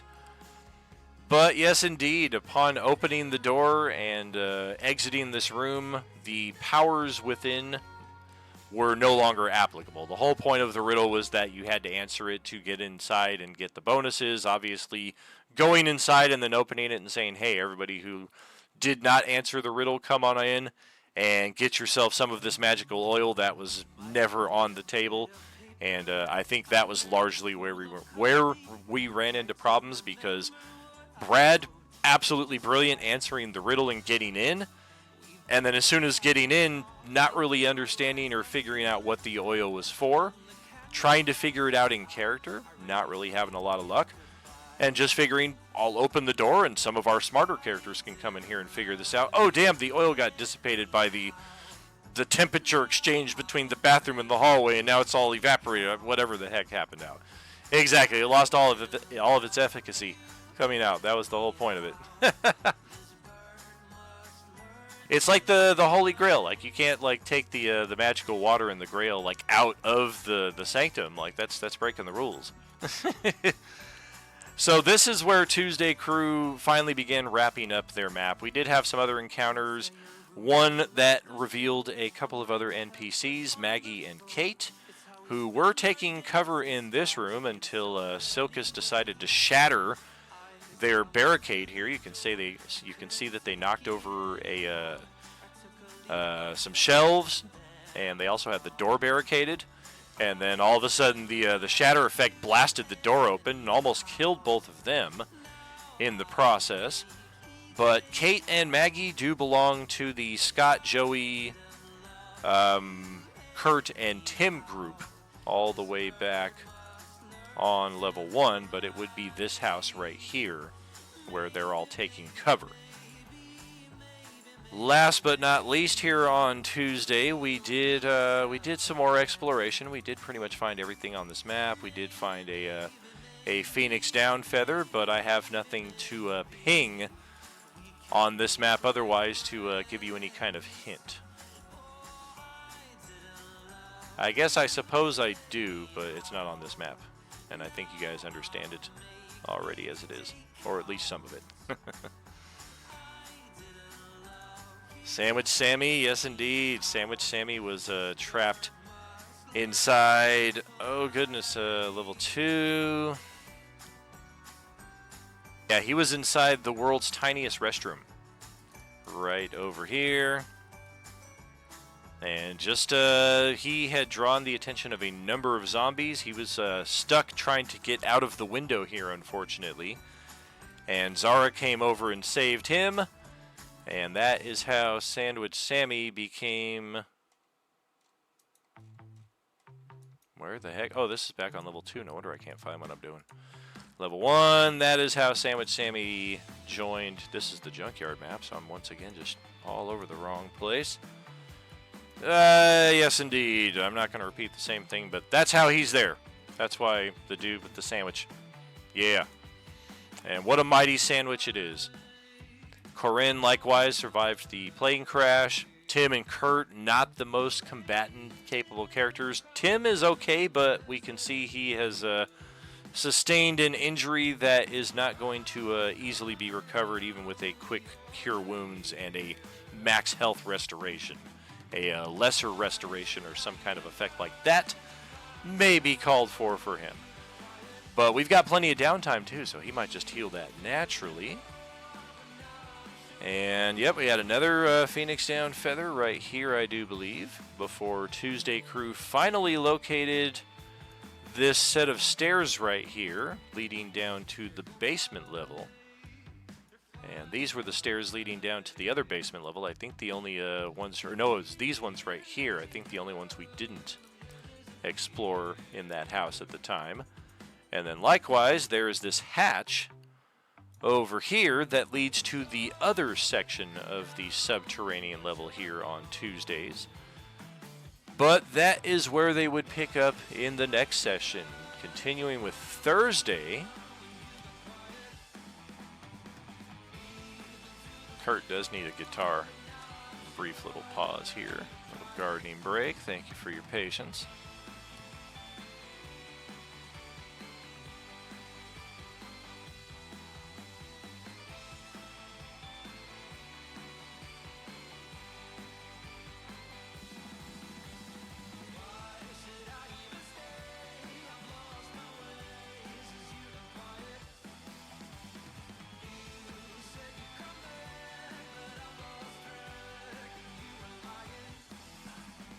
And here we are, proceeding up to the first level of the pagoda. We got the ground level, and then we got the first level. And this is where we're already starting to lose some of our NPCs. This might be where we lost Doc already, because I think he did not make it very long into the campaign, unfortunately. And Marcus, unfortunately, the East Coast time difference, we just keep losing him in the last hour of the session, unfortunately. But this level was very straightforward. Not a whole lot here to discover. Some books, some scrolls, non-magical, set up here at this desk area. Some dining areas. Looks like some people may have kind of been caught in the middle of a meal, in the middle of some correspondence. And then we've got some more of those interesting 1970s goth-ish type zombies, although these were even from a different pack. These are not the same as the goth zombies. And this is kind of a sneak peek, actually, at I believe some of the tokens that I'm earmarked for our Class B zombies to be encountered in Coalescence Chapter 5, coming 2025. But for these purposes here in this combat, they were all just Class Ds, and they kicked ass. Can you give Brad disadvantage? Yeah, you can spend the inspiration on that, or the Beskars on that. Likewise, level 2, pretty straightforward here. I think I probably got rid of all the zombie bodies, or they are underneath our characters. Yeah, looks like they have already been eliminated from the level. Of course, the levels are getting smaller the higher up we get. We've found a couple of these urns here, these arcs containing the ashes of dearly beloved deceased family members. We have found numerous full plate samurai armor. Likewise, an antique vase. I don't think our characters really messed with any of these. We were just kind of driven to continue up, and up to level 3 here. And yeah, this was a non-combat level right here. This is in fact where we met Lilith, the first of the Class B sentient zombies. For those of you who have not already heard the story, Lilith is played by Kai, who is a player from our Thursday night table. She played in last season and this season. And as her character was kind of left in an ambiguous state at the end of Coalescence Chapter 3, I took some liberties here in introducing the potential fates of some of our characters who were left behind in that end game. by converting her into a orange and having her present here to kind of connect some of those dots for you. Just like most of your characters, though, she's out of place, she's out of time, she doesn't know why she's here. So a lot of your questions trying to resolve the larger mysteries of the campaign, not really having much luck working with her. First what? What did I miss there? But this level right here, after we had some RP with Lilith and realized that, okay, we're not going to fight her, she's not going to fight us, and really all she seems to want to do is kind of hang out in an observational capacity, we will do so. We did have to, you can see all our tokens are kind of stacked up over here, but yeah, the first sentient zombie that we have encountered, indeed. They encountered her a number of months ago, actually, probably back in September. But yes, we did have to, I think grab some ladders and kind of set things up, because the only way up to the top level of the pagoda is this ladder right here. And it's on top of a platform that's 20 feet off of the ground here. If you guys remember what the last level looked like, this is the armor and the antique vase from that level. So easy to climb the stairs here and get to this landing right here. Step outside, kind of look around, but like, how do you get to the top level unless you can either fly from here or make your way to here and climb the ladder, which is what we did.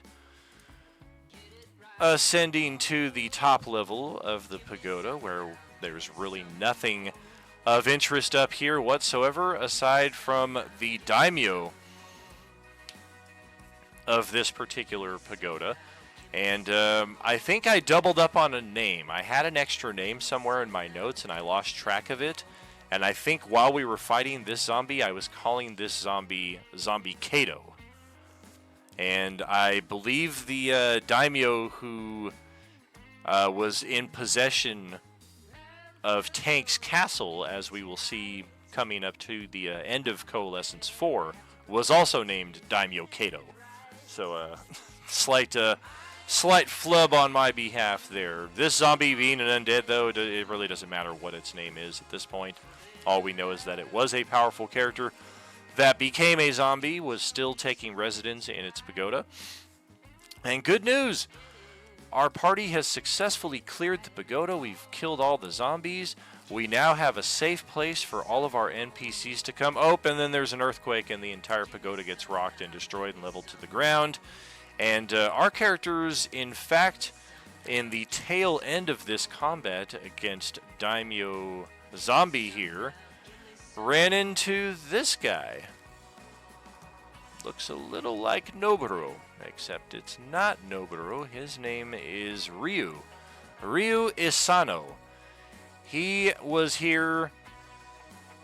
He never actually really gave his reasons for being here, but while the PCs were fighting this zombie, he actually ascended the exterior of the building, joined into the fray, helped kill the zombie, and then as the landscape began to rock with the earthquake, he led us out of here, promising that you'll find safety and sanctuary if you come with me. And that is what led our Thursday crew into the inner graces of Daimyo Isano, and we'll see just how the other side of that coin plays out in a couple tables from now. As for here, this is where Sunday evening ran into some of the same trouble that Sunday morning ran into.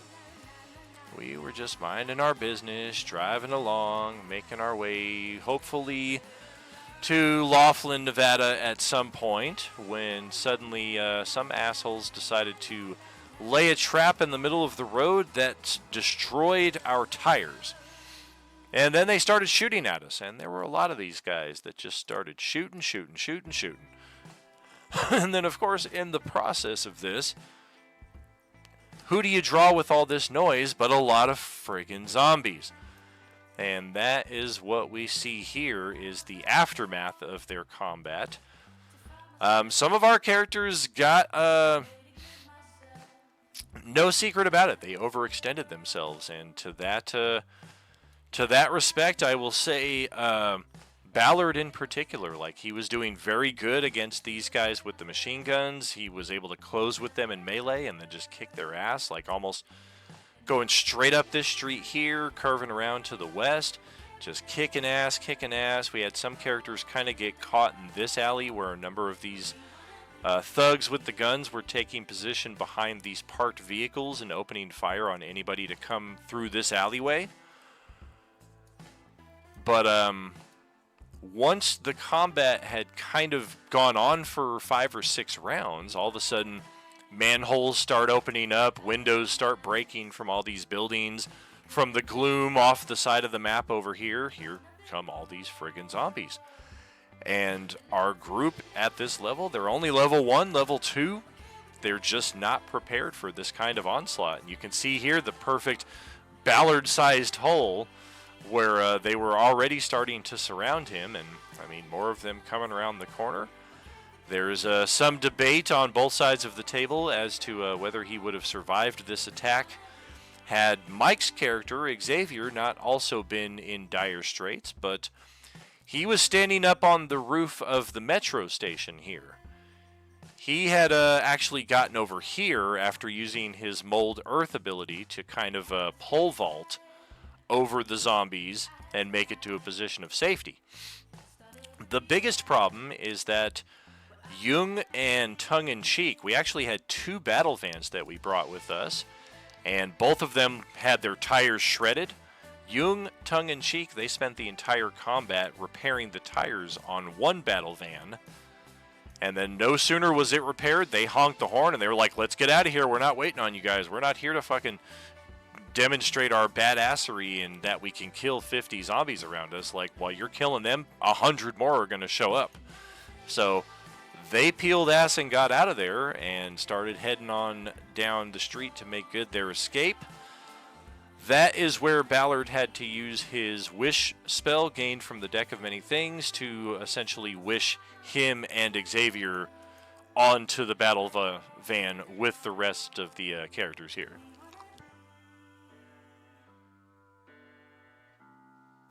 No such thing as 100. Don't challenge me!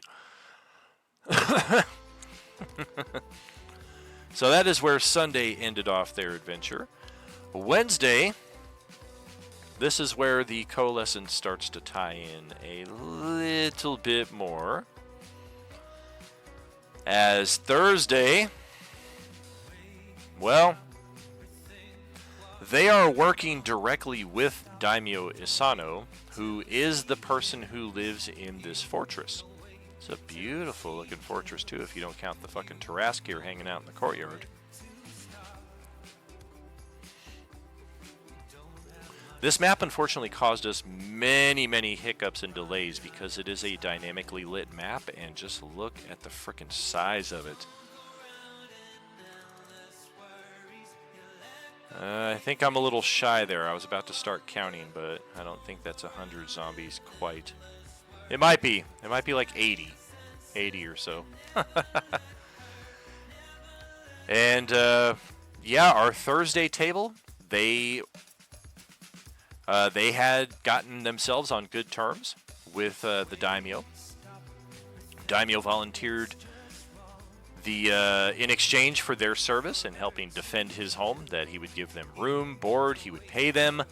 We've already got a number of defenders here on the site. Unfortunately, we've had to recruit these guys on the fly because the people who used to help defend this place, we don't know where they are anymore. But we've got these Dwergar, we got these goblins who are looking for a place to stay, and they seem pretty capable, and they're willing to work for the agreed upon price. We've got some other guys here. These are like some of the few who actually stayed here from the Coalescence transversion or transfiguration here.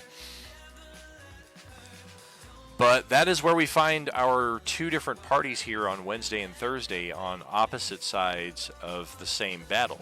Our Thursday table is working for the Daimyo who stole Moorlander's inventory.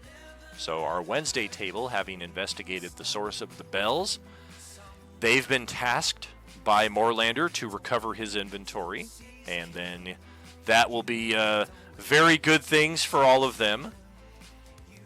Unfortunately, our Thursday party has no idea of this deal having been made, and in fact, Daimyo Asano doesn't seem like that bad of a guy. I mean, he's got a really good setup here. We don't really know a whole lot about him personally. We just know he seems capable and he's got all his shit in order here. So why not? Let's work for him. And when the bells start ringing here in the courtyard, indicating that we've got a zombie incursion on the southern side, well, that is where most of our player characters found themselves engaged in battle here on this bridge against an ever-increasing number of the undead.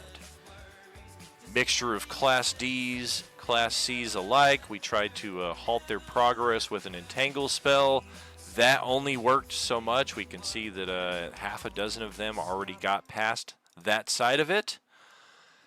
And it was then that our keep defenders decided, okay, let's go into the guardhouses here and come back out with some bundles of dynamite, which we're going to use to implode the bridge right here at the base. That's what they ended up doing. Hopefully preventing any zombies from actually making it into the courtyard. However, at the time while they're doing this, Noburo from our Wednesday night party has joined that Wednesday night group, and they've already begun an incursion here on the back wall. They found a guard barracks here, a sentry tower, and they opted to just try to scale the wall, try to make their way up there. One of our characters, in fact, used a vizier from the deck of many things to answer the question of how to get up there. So we found a ladder hidden in the bushes, and that's how the rest of the party who didn't have flight or climbing speed or super athletics, what have you, were able to make their way up here and eventually make an incursion into the daimyo's castle from the meditation yard here. Whereas Noburo, he continued all the way here around the exterior of the castle. Briefly went up here thinking that he had found a shortcut, killed a zombie, and realized, oh, this is a wall, I can't get up there. So he went all the way back down. All the way down through here, finally found an entrance under here. This is not a wall that's blocking this. This is an overpass that he was actually able to just walk right underneath. Into the courtyard here, that's where we have a dead knight. That's where we have some of these other knights that are injured. You can kind of see based on some of their health bars. This named Dwergar has taken some damage. This one as well. And I think we had some others that were dead up over... Or no, we had some in pursuit. Yeah, these were the ones that were battling Noburo. They followed him all the way up to here. As he just tore ass through the courtyard, made his way up the steps all the way through here, and into the front entrance of the daimyo's castle here. So now we've kind of got some interesting coalescing happening between our Wednesday and our Thursday parties alike, as our Thursday party is now realizing, okay, well, there's not a lot we can do about these zombies, and now we've got our first appearance of the campaign of Mistress Aiji and the ghostly apparition of the Demon Dragon. Both major players in the Coalescence Chapter 3, unseen really since the conclusion of that campaign. Now they are back, neither of them in the same form that they were when last we saw them. And her entire purpose here seemed to be the creation of this time gate, which, if you recall, that's the Time Dragon's breath weapon. It can create a gate linking up to 8,000 years in the past or the future. And where this gate goes, who knows, but setting it up right there, she was effectively able to kind of funnel all of these zombies into that gate. And this all pretty much happened off screen. Once she created the gate and kind of coerced our characters still fighting on the bridge to go back inside, they didn't really have any contact with her. This was merely her first appearance, not really a whole lot of interaction with her. And that's how we find our Thursday characters starting to get scattered over the map here. We've got some of them still running up the stairs to get into the building. We've got Revolver Rick about halfway up there. We've got some Thursday characters, Genzo and Opie right here. And then inside the fortress interior, this is where things got very interesting. As, oh yeah, we had Party Split here as well. So we had some characters entering through the meditation garden. Did some battle in this area. We had a number of guards. We also had the daimyo himself in this room. And as soon as the characters intruded, he just went all about kicking ass. Matheson, in fact, was dropped here and was drug away to be healed. That is these are the blood stains that we see on the floor, the drag marks. And the daimyo definitely made use of the terrain. After fighting for a bit, he then ran out the western door here and took this southern path all the way around. Got a few of the characters to follow him to this point when he then opened the door here, ran right back through here and up these stairs. That's why all of these ghosted characters are kind of clustered right here. They eventually all caught up and went up the stairs to follow the daimyo. Up to Fortress Level 2. This is now Wednesday and Thursday that we're kind of bouncing back and forth between their sessions, as they are caught in a very bloody battle here against the daimyo's NPC defenders. We've got the guards. We've got these little goblin girl mages who were causing all kinds of chaos, even with magic missile spells at this level. Because of the level mages that they were throwing like level... I think they were throwing 5 magic missile spells. So these were landing with a great degree of accuracy and power. And then you mix in our Thursday character. This is where the first instance of our time stutter effect comes into play, as suddenly we've got Thursday and Wednesday characters all kind of appearing here in the midst of the castle in places that they were not expecting. We already had some people who were in here, and now there's a lot of people who weren't, a lot of people who might be allies in other circumstances that we don't know. And in the midst of it all, we've got Noburo versus Ryu. The two of them are twin brothers who have never seen eye to eye, who are in one of those family tragedy, brother against brother for all life, and now this is just 40 years of bad blood and animosity spilt over, and one of these guys is going to die. And it was, in fact, Noboru who lost the battle. Ozzy, who was working for the Thursday night table in the employ of the daimyo, his insight was basically telling him that the daimyo Asano was not a good guy. This guy Noburo had more honor, had probably morals that we would see better eye to eye with. And thus he snuck up into this and gave a Phoenix Down feather to Noburo. He also, I think it was Ozzy, it might have been another character, it might have been a tag team between two of them, but they also gave him a long rest. Once that happened, Noburo versus Ryu was pretty much a formality. Ryu had the advantage coming in. He was at full health. Noburo entered this battle having already helped Wednesday crew clear out that location where Moorlander was ringing the bells. So he was coming into this at like 50% his hit point value.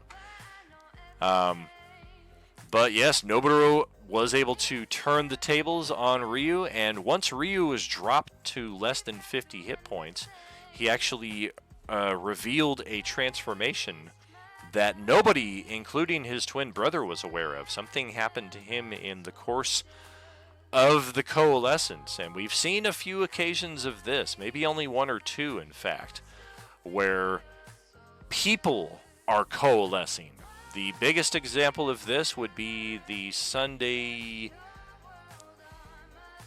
night table, I do believe it is, where we have a character with the mind of a 1970s hippie, but he is in the body of a Furbolg, I believe, druid. So he's got some interesting conflicts happening with his own character in that respect. This seems to kind of be something in that vein, and that it's still the same person, but there's some kind of transformation that has taken place with him. And with the daimyo being destroyed, we think, okay, we've got two parties of adventurers here. We will briefly take these opportunities to explore the rest of the keep. And in fact, we'd never explored these levels. The doors have not been open. There's not a single token up here. Look at all this cool stuff we left behind. A couple of magical weapons right over here. Stockpile of magical arrows. Look at this beautiful hot tub, private hot tub up on the top level. The very top level, however, yeah, somebody had to have come up here then, because this is Moorlander's inventory. I think at this point it was pretty much just a formality of clearing the place out and making our way up here and getting, I mean, make of that what you will. It looks like some kind of urchin, some kind of sea urchin that's got some kind of magical quality to it, maybe. This was the inventory. Nobody asked any questions. They just took it, gave it to the dude, and have accepted the fact that he is now able to provide all of these magical items in exchange for gold coins and Beskar. That is not the secret of the campaign that I've been trying to push you guys towards, but it is an interesting curiosity that I find interesting that nobody has really tried to pull at. And then, of course, now that we've got this entire place set and prepared for our occupation, yeah, it's a Tarrasque. It is the Tarrasque. It is the epic variant of the Tarrasque that makes the 5e Tarrasque look like the Tarrasque that it is. It's honestly not a challenge that most groups have any issue with, especially if they are of appropriate level and adequately equipped. It's kind of just like a check or a badge that you put on your uniform after you're done with it. This Tarrasque, however, is something a bit more interesting. Why does it have 2 health bars? I'm not saying. Why does it look different? I'm not saying. But it's pretty cool, and as soon as it arrived and it began to level the entire castle complex, our parties found themselves needing to run once again.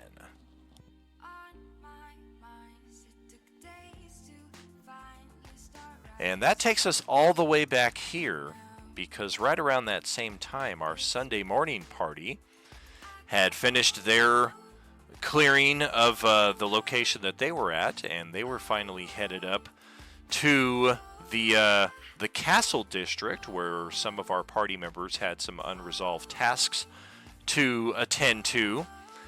And wouldn't you know it, that was the same pagoda that our Thursday party started at, that no sooner does our Sunday party start to arrive in the vicinity, that a massive earthquake breaks out, forcing them to scatter. So we've got all 3 parties now, Wednesday, Thursday, and Sunday 1, all at different times of the day, scattering, trying to get out of this city, either because there's a Tarrasque or there's an earthquake. Possibly the Tarrasque caused the earthquake. But for whatever reason, and in our own due time, all 3 of these parties made their way outside the city, across the bridge, into this little copse of woods, which is where our pre-downtime activities began. I opened up the channel for all of your characters to be able to start connecting between Wednesday, Thursday, Sunday morning. Moorlander's officially opened for business. Your storage lockers officially opened up, even though we don't have the home bases unlocked just yet at this point. We've played enough sessions that we're kind of getting the feel for the campaign, the theme, where we're going with it. And at this point, all of our groups are looking back inside of the settlement here now that all of the dust has died down. The Tarrasque is nowhere to be seen. And there is also no sign of any impending earthquake aftershocks. And none of these locations line up with what I'm saying. So when I say this is a castle and you scratch your head and you're like, that ain't no castle, I know it's not a castle. We're just saying that this location on the map represents the castle that will eventually become the home base for Wednesday, Thursday, and Sunday 1. Of course, that is all stuff that we will talk about on the other side of another 5-minute break here or so, friends. And then on that third hour, we should wrap up all of our Coalescence recaps here. Thanks for hanging out and participating. We will catch you in just a few minutes, friends. Are you with us?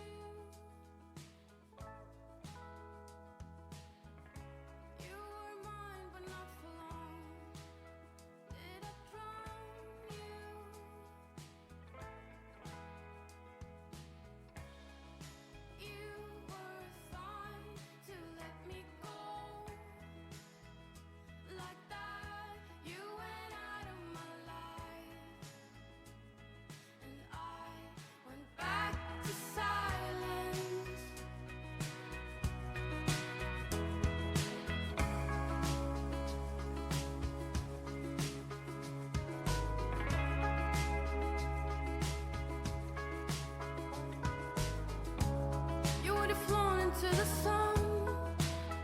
If I let you, now it's starting to make sense. You were meant to.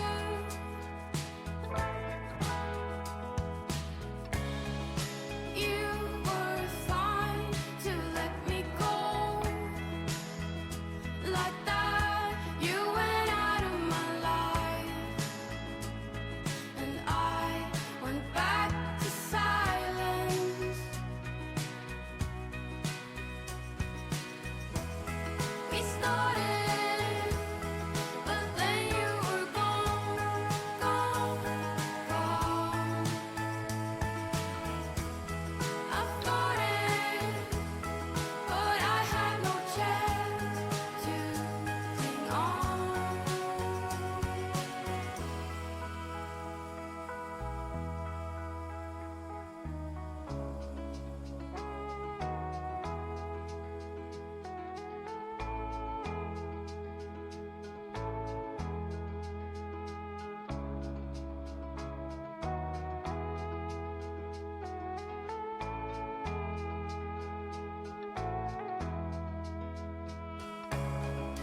You were fine to let me go like that. You went out of my life, and I went back to silence.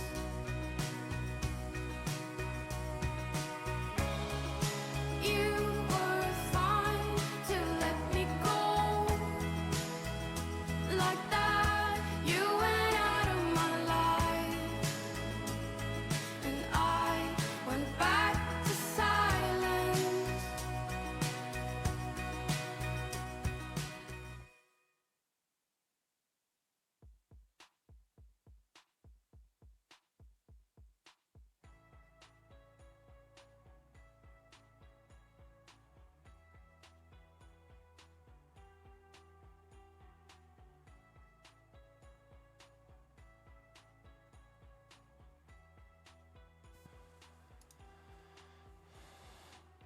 Like a lot of classic stories, you're going to have 3 acts.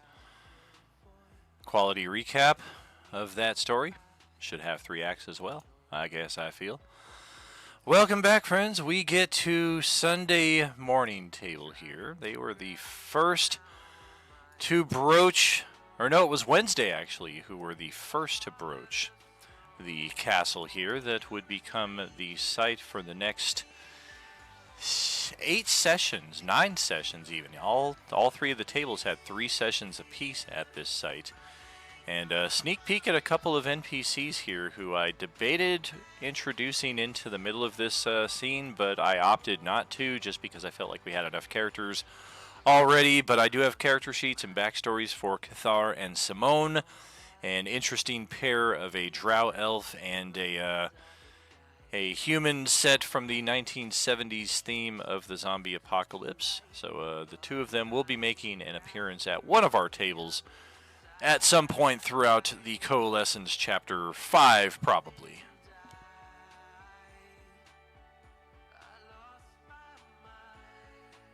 And, well, the map we're looking at here does not do justice to the carnage that was inflicted, but if you really want to see that, just check out last night's ending stream, the finale stream for Feudal Waterdeep, as we cleared all of the bodies out of this giant fortified castle that happens to be tied in to the Deck of Many Things throne card that our good friend Tank drew a number of weeks ago.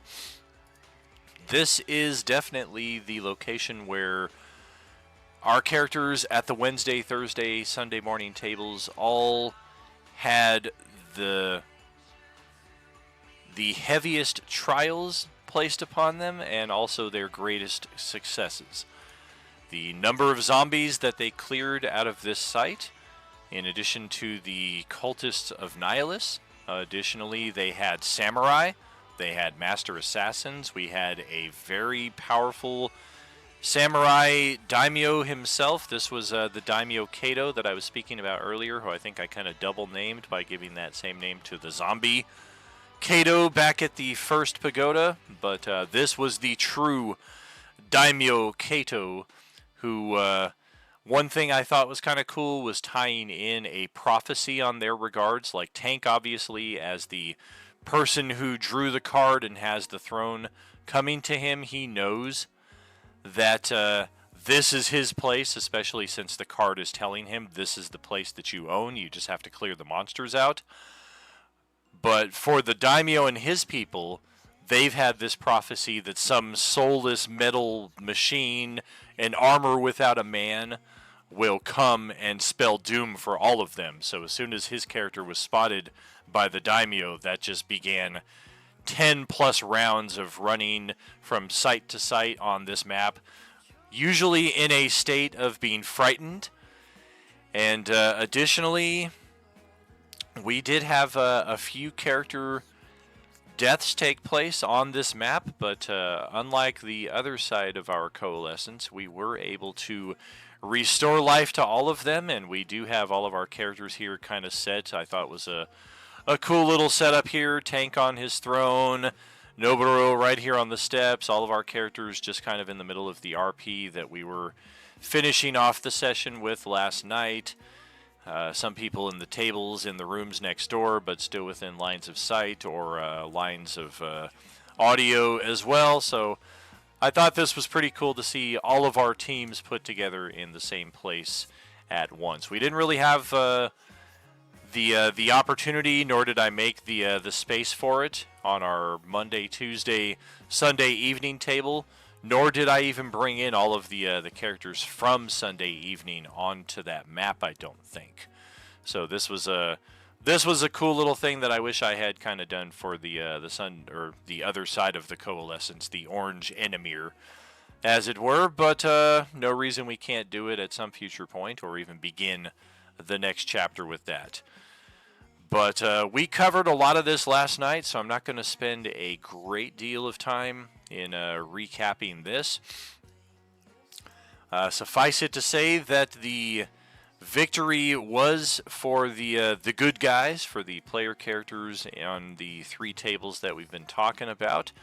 The Mistress and the Time Dragon were likewise here in full force, and they were pretty much the driving factor behind how we were able to do this combat sequentially from table to table to table without needing all the players here every session. It was essentially, well, you just need to be here for your session, but in keeping with a true Coalescence, and y'all were rock stars on this stuff. Ken, definitely top-notch to him, appearing in every other session that that connected this castle, because this is his castle.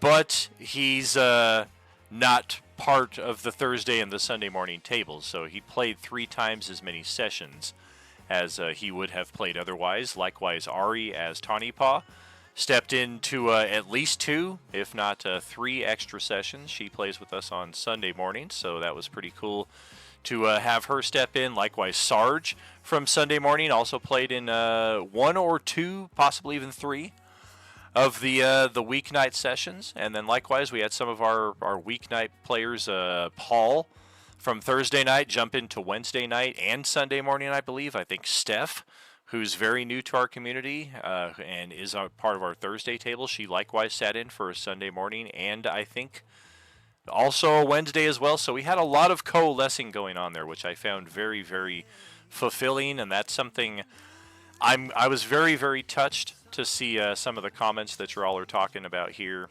during our live stream. That I think it was Paul who mentioned it, like, it's cool that we're all going to have this time to bond our characters, and then it's going to be sad when we all go our own separate ways on the adventure. Like, that's exactly what I've been looking for with all of this, like bonding all these characters together, and it's been very fulfilling seeing players who normally don't play at the same table with each other getting that opportunity to kind of immerse, to bond, to play their character personalities off of characters they normally don't get the chance to interact with. So many levels to this that just are things I'd never conceived of trying to do in a tabletop setting.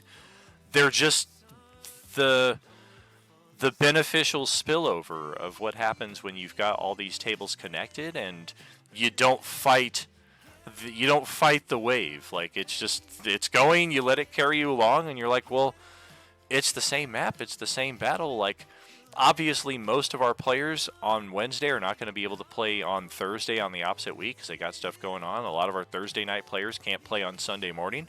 But if we have just one or two from each of those tables guest star at each of these sessions, and we kind of freeze everybody else in this little chronomancy stasis that we've got going on, provided by the Time Dragon and the Time Mistress, everything flowed very, very cool, I thought. And I already saw some ways in the middle of doing it, as well as listening to the replays of, okay, if we do this again in Coalescence 5, Coalescence 6, I've already seen some shortcuts I can take that will mitigate some of the ultra-long delays, because I know that was an unintentional part of it. We're running 7-player tables, so there are already gonna be some delays when it comes to how long is between your turns, and then the more epic combats are gonna have some more tactical and powerful and probably numerous foes, which means my turns are gonna be longer. And then we're bringing guest stars in from other tables, so it just really increased the clock between turns. And don't think I didn't notice that. That's definitely something I try to keep an eye on, and it's one of the reasons why we have that unspoken 3-minute rule here. When your turn comes up, you have 3 minutes at least to declare what it is you're doing, because Lord knows it takes long enough to find the skill, find the feat, find the equipment, roll the dice, compare the dice against the difficulty challenge, make the additions, the subtractions to health bars, etc. That's all stuff we don't count as part of your turn. So we definitely want your turn. Okay, it's your turn. Okay, this is what I'm going to do. Like, ideally, you already come into your turn knowing what you're doing, so that when we have these big combats like that, it helps everybody mitigate that delay as much as possible.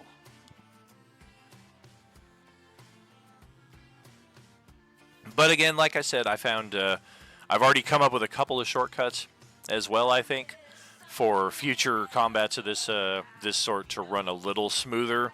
One of them being having groups do initiative. So that, okay, you're on level 3, you're in Group A. Okay, Group A, we're going to do all the third floor combat right now, and then we're going to go down to level 2, do all the Group B combat, we're going to go down to level 1, do all the Group C combat, so it's not every initiative. Now we're back to level 3, now we're going underground, now we're going up to level 4.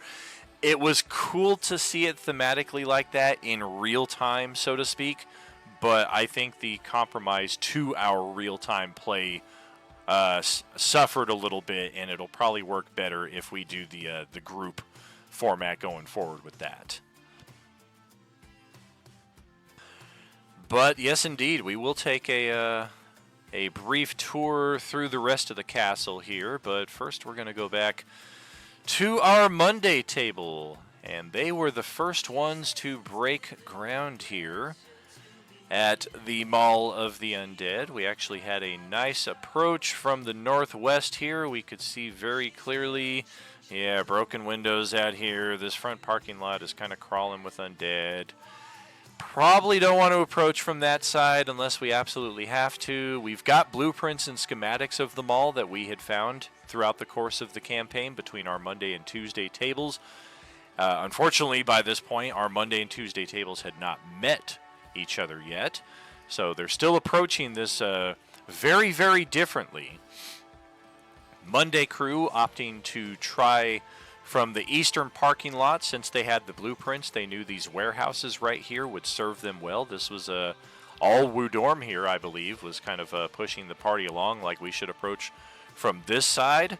There are warehouses over here that will serve us well. Once we kind of clear out the area, we'll be able to have a place to take our long rest, which is exactly how it worked out. We cleared the initial wave of zombies. We took our long rest in here, and then we proceeded further down the parking lot where there were another cluster of them down here that we didn't originally see when we did the combat up here. And they spent most of their time, did Monday crew, outside of the mall. They cleared a lot of the mall, but they spent most of the time outside of it. Briefly, for a few moments, they did go inside.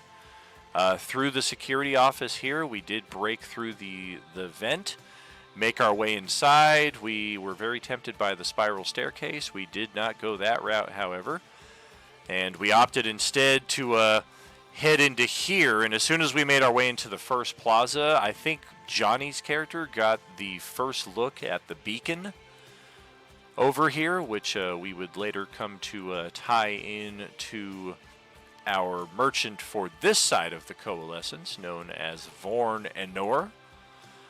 But unfortunately, the number of undead that started to swarm us in this area, our whole thing was, well, we can control them better outside. We've got a tree ant outside who can't fit inside these tiny little corridors right here, so let's draw the combat back outside, where we can kind of hopefully control things a little better. There's something to be said about a bottleneck, but when you've got a 7-player party and it's a bottleneck, what good does that do you if the other 6 players behind you are like, I can't do shit?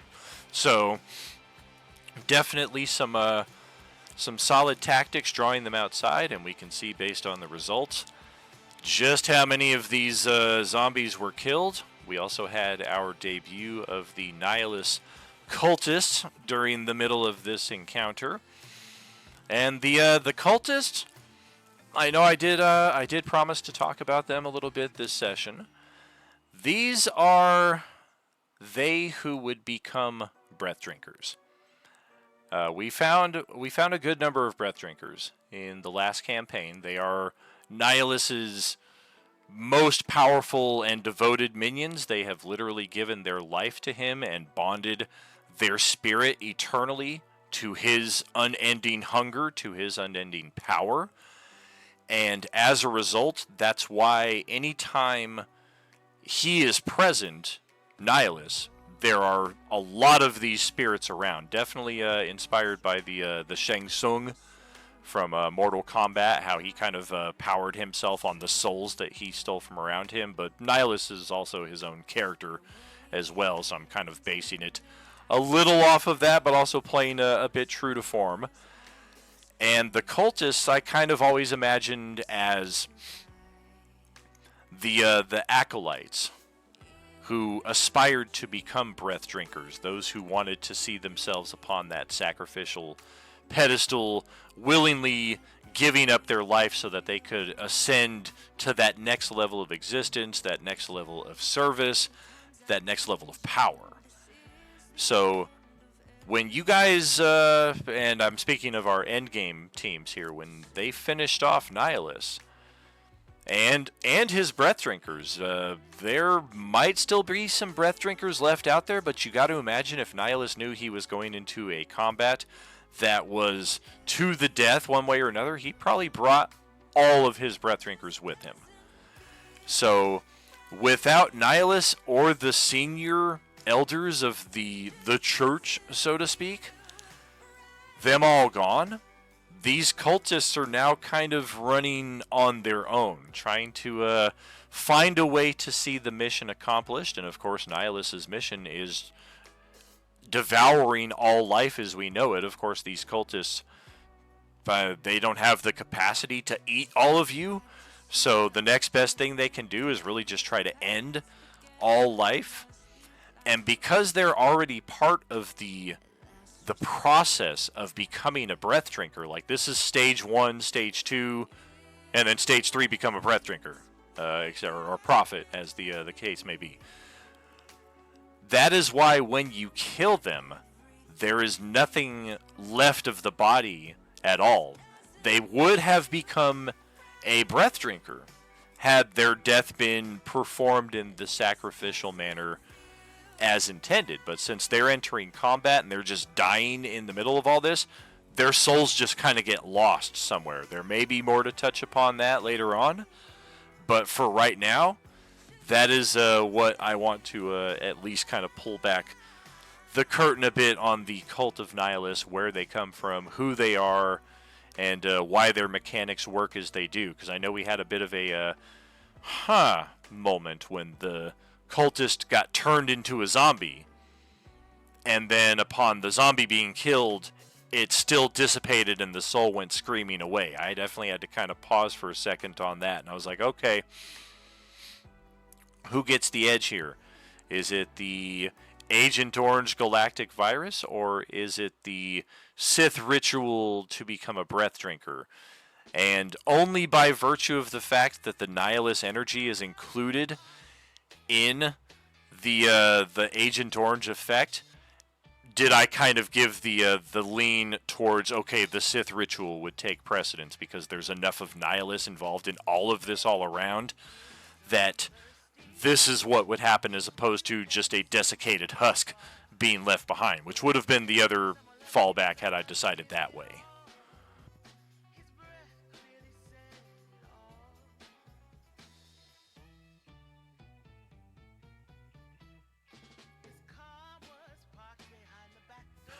We did have a couple of casualties out here as well over the few sessions that we spent with Monday night out here in the parking lot. Fortunately, they are all resurrected right here. All three of our characters who died, Jean, Holiday, and Rusty, were all given a Revivify this past Tuesday night. Lean Lar was also given a Revivify, and if you watch back on the stream, I definitely threw some deceit your way as I did one of these. And then I panned the camera down, and while you guys weren't looking, I did this. Johnny didn't even see it.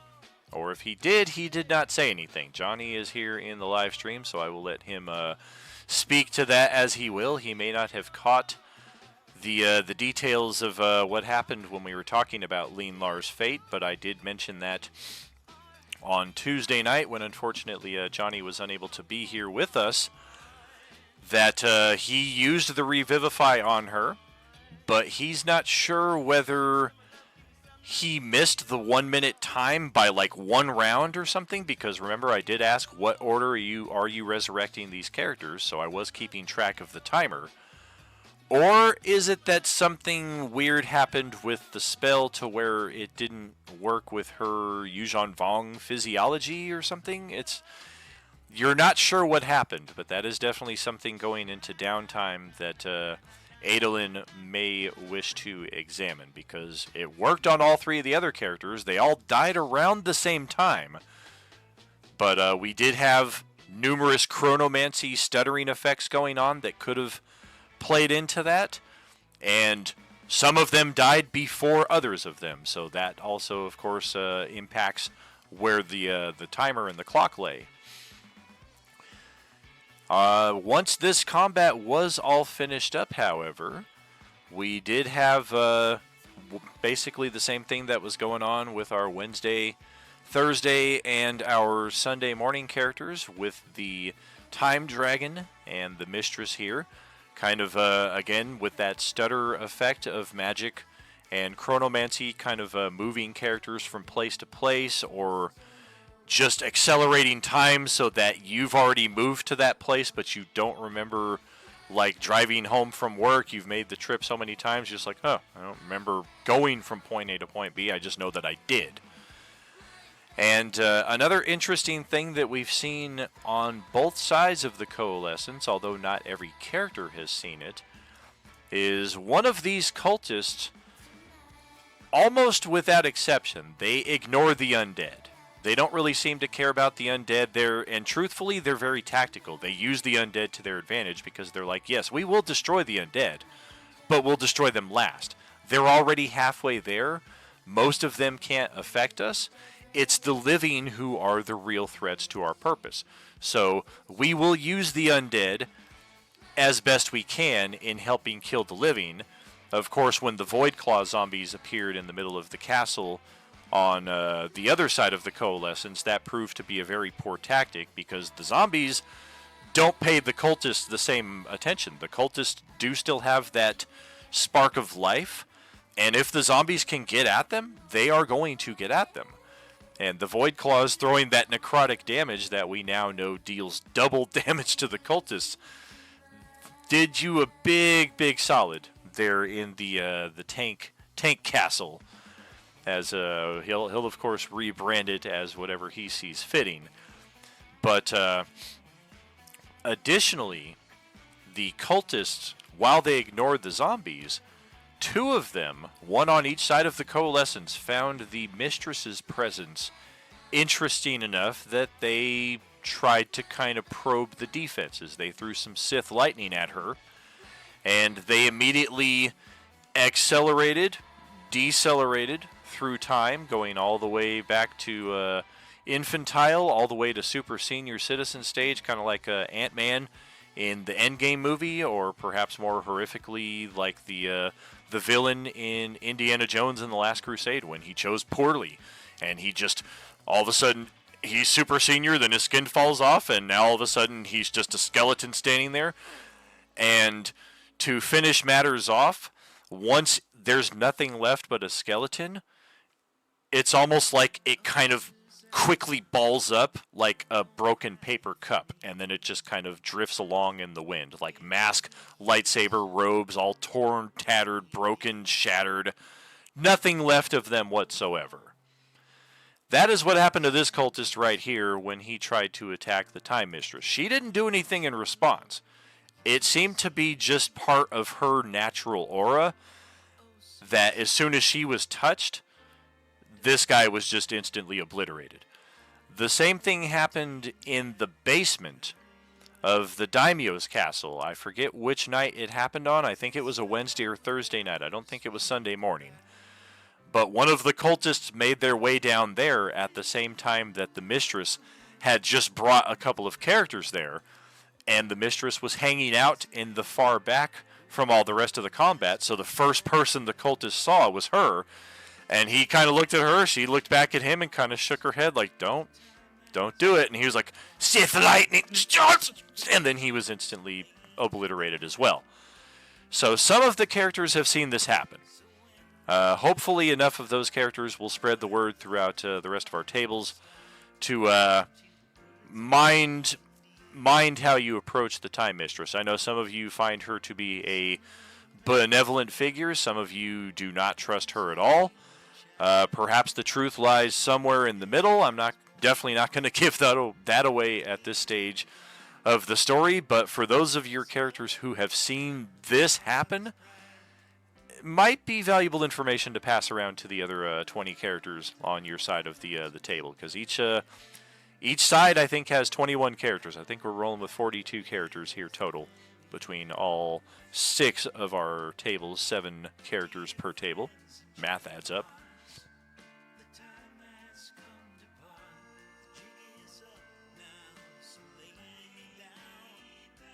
Tuesday crew, well, they had one area left to explore down in the basement.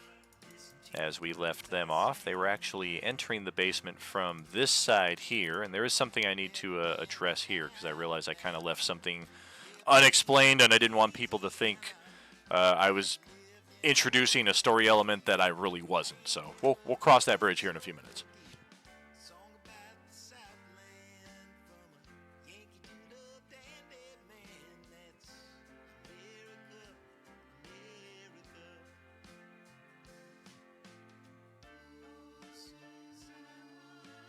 Alright, so Tuesday crew has found one of the better stocked armories here once they made their way down below ground. We did have a bit of humor, as if you recall looking at the map of this house on the ground level, all of our player characters were going down the stairs here on the outside. Our NPCs were going down the stairs on the inside. And the way I played that off, in-game was basically just that the player characters had kind of gotten away for just long enough that the NPCs were like, where'd they go? I don't know. I think they went to go check out another house. All right, well, how about the rest of us go check out the basement down here while they go do that? Not knowing, of course, that the player characters had really just gone out the front door, around the front yard, and down here to these stairs.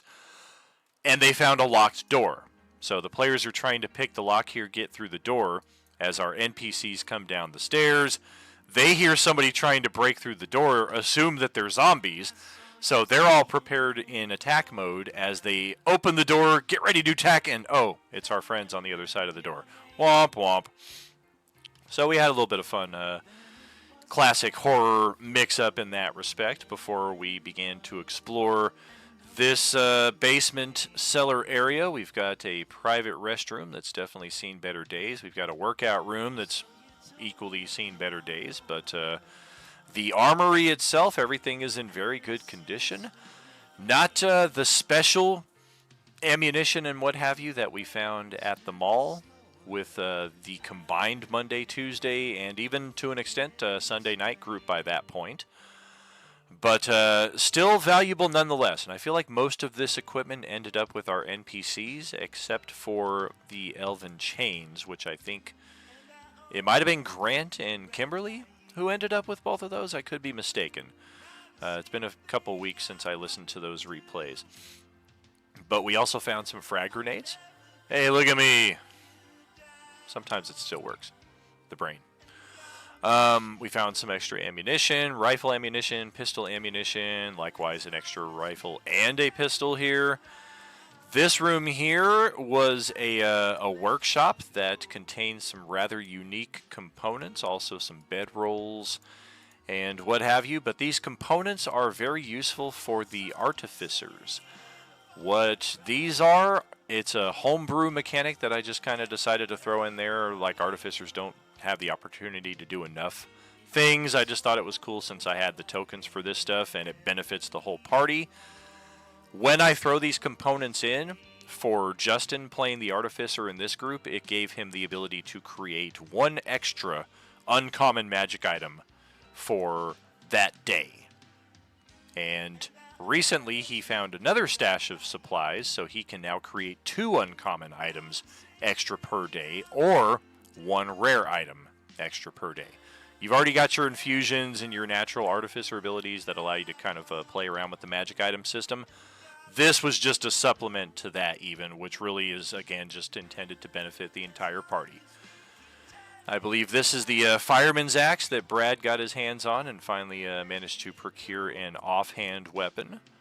Likewise, a hibachi grill, a trowel, a set of gardening shears. I believe Brad has picked up everything and put it into his bag throughout the course of the adventure, even if he hasn't told us. I think 2 of these 3 chairs here as well can be seen sticking out the top of his backpack. And possibly this exercise bike. But this room right here, this is where we found a lot of money. And this is one of the few stashes that one table has found and have been able to divide just between themselves.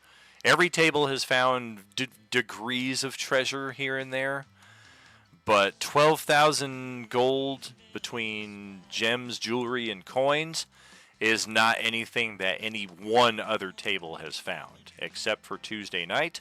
On this map, 12,190 gold pieces of assorted treasure here we can see. You guys found laundry, absolutely.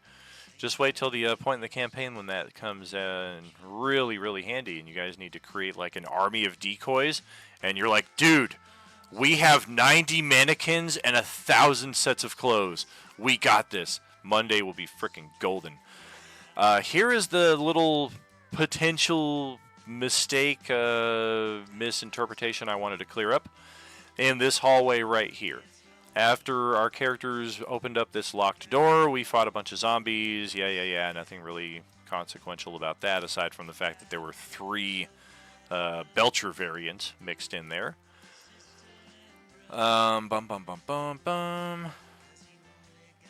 What is this? Okay, so yeah, the rest of after we made our way through there and we made it into this section here, this is the other side of the bunker. Contains a lot of foodstuffs, dry food, first aid kits, greater first aid kits, a Phoenix down feather, and etc.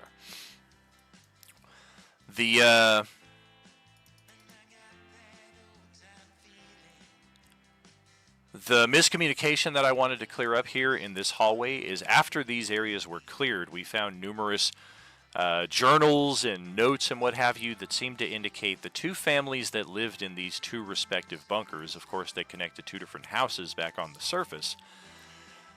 They eventually began to sour on each other over the course of the apocalypse. You get the impression that the apocalypse for these people has been going on for months, if not years, compared to your characters who just got here a few days ago. So, over the course of their different communities existing and eventually souring on each other, they made plans that they were going to basically wipe the other community out, make off with all their goods, and that would be the end of it. And where the potential misunderstanding comes into play is that they did indeed make their way into the central tunnel here, and that was their last exchange. They all went all out and killed each other in that combat. And after that fact is when the galactic Agent Orange virus spread around. This was a community that was already dealing with a zombie apocalypse.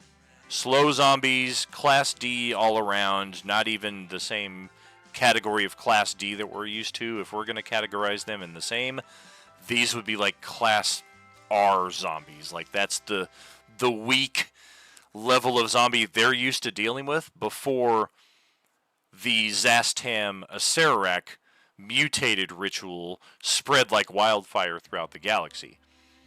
Good thing for them, they're already dead. They've all killed each other. Their bodies are just laying here decomposing in this corridor. But like many bodies that were already corpses by that point, the mutated virus was able to reanimate these bodies. And that's the fine distinction. I didn't want people to think that it was like The Walking Dead, where no matter how you die, you come back as an undead. This was a special circumstance where they all came into this hallway as human, they all killed each other, and then the ritual virus kind of washed over the area and reanimated these corpses in particular. Just to clear that up in case anybody kind of pulled on that thread and was going to base any kind of RP off of that. I don't think anybody was, but in listening to the replay of it, I was like, ooh, yikes, I think I said something that I didn't intend to, so just wanted to clear that up. And Tuesday, crew, now that we have finally concluded our quest here in the underground, we've gotten all our stuff, we are prepared to take a long rest. We get our long rest. We are now going to, for the first time, use our epic subscriber bonus and summon the campaign merchant to our table. The trick here, however, is that we instead got summoned to the campaign merchant. And that's why all of our Tuesday characters, including our new mascot known as Shrubby, they're all gathered right over here. This is how we finally unlocked the merchant for the Monday, Tuesday, and Sunday night tables.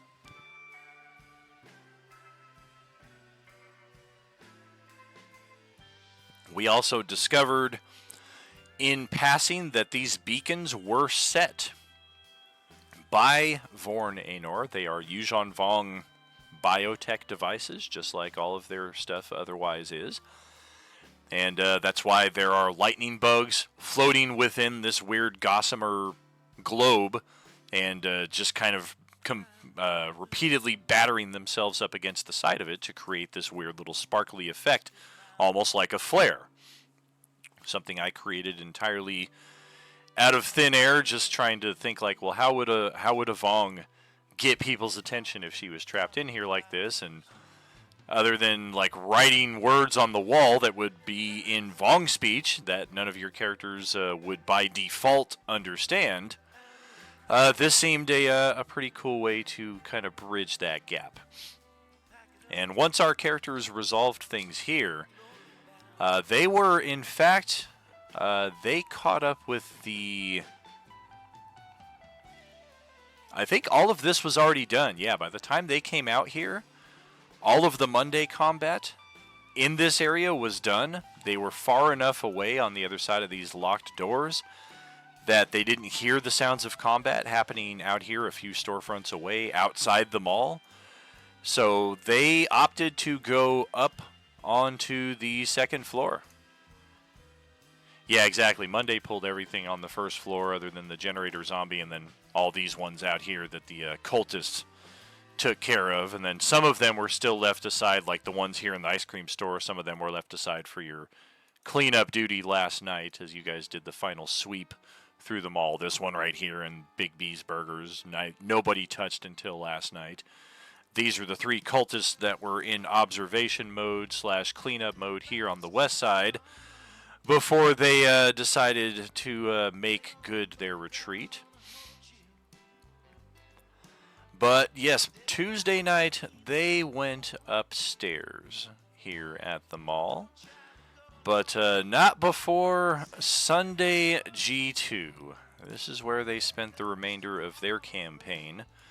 The bulk of their campaign, in fact, after having that very tedious street fight with the thugs and the horde of zombies, we finally make our way here to the Riverside Casino in Laughlin, Nevada, where we are introduced to one crazy-ass Blake Barrington, who was the only person still here from the previous survivors who called this place home. Why he didn't go with them is kind of a mystery. He tried to explain as best he could, but his ramblings are a bit incoherent. Nevertheless, he has proven to be a valuable ally to the Sunday night team, as our plans were going to be to breach the front doors of the casino here that had been barred shut, and somebody actually wrote, "Don't dead, open inside," on the doors right there. What's up, Terry?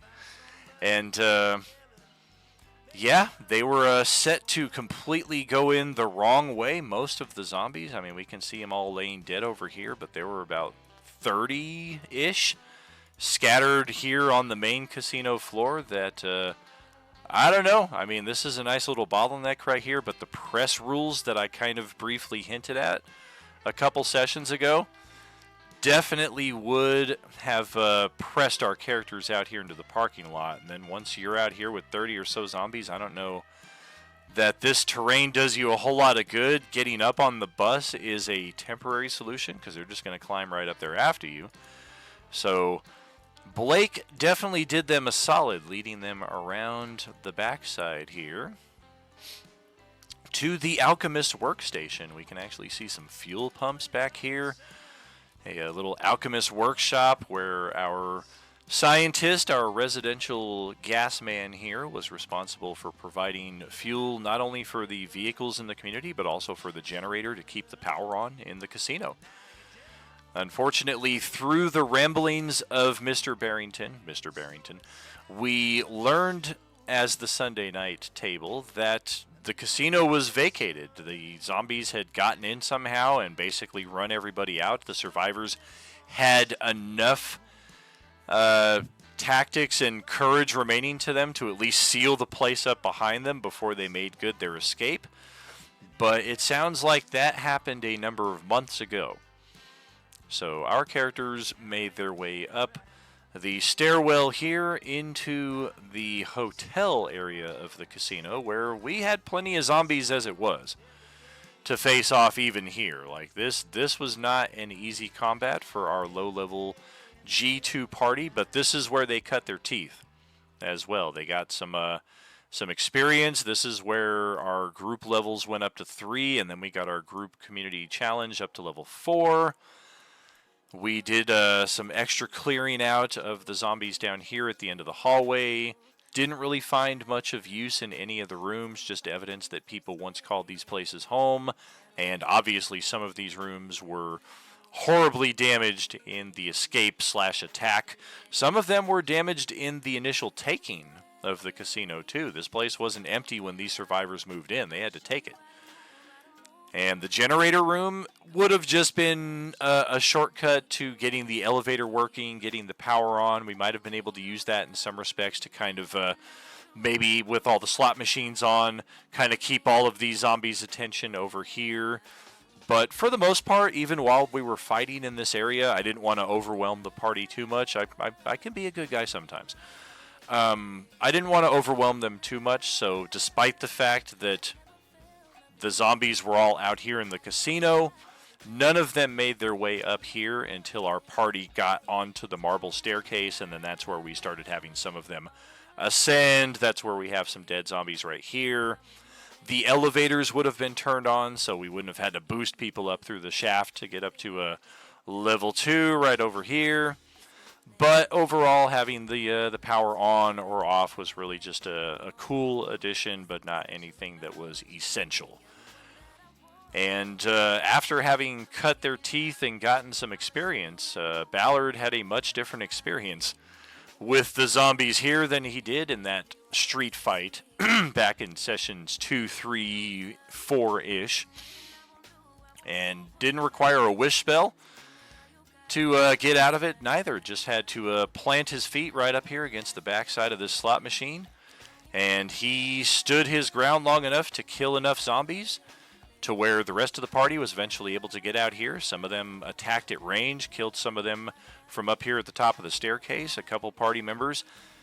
Jax, played by Jay, who joined us on Sunday night, midway through the campaign here, also went down there and assisted in melee. We've got a solid party here at this point that makes their way up to level 2. And this is where the conclusion of our adventure for this table would take place. They were, in fact, the first table of all of our 6 combined tables to close out their 2024 season. Bad news. The good news is they will be the first table in 2025 to resume our Coalescence Chapter 5. So Sunday morning had that distinction coming into this year. They're still the first table of every gaming week. Don't get me wrong on that. But as far as starting off Coalescence Chapter 5, it will be Sunday night and Wednesday night who get their feet wet for the first adventures in that setting. Up here we found the source of our scientist's workstation here. We found numerous items of interest outside. But what we were hoping to find was this, like his desk, his notes, his works. It looks like he took everything that was most important. Like there's a number of useful books here, how-to, general journals that have some random scribblings and what have you through them.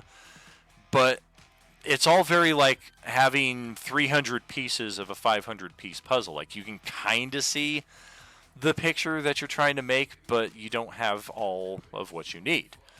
So the best thing that we were able to determine from the notes left behind was that the people who left the casino were heading towards this new settlement that they could see out on the lake to the north. Laughlin is right here for whatever reason. All the map is completely effed up anyway. I'll give you another hint right here. We've already seen a spoiler alert for it. And Sunday morning, Sunday night, 2025.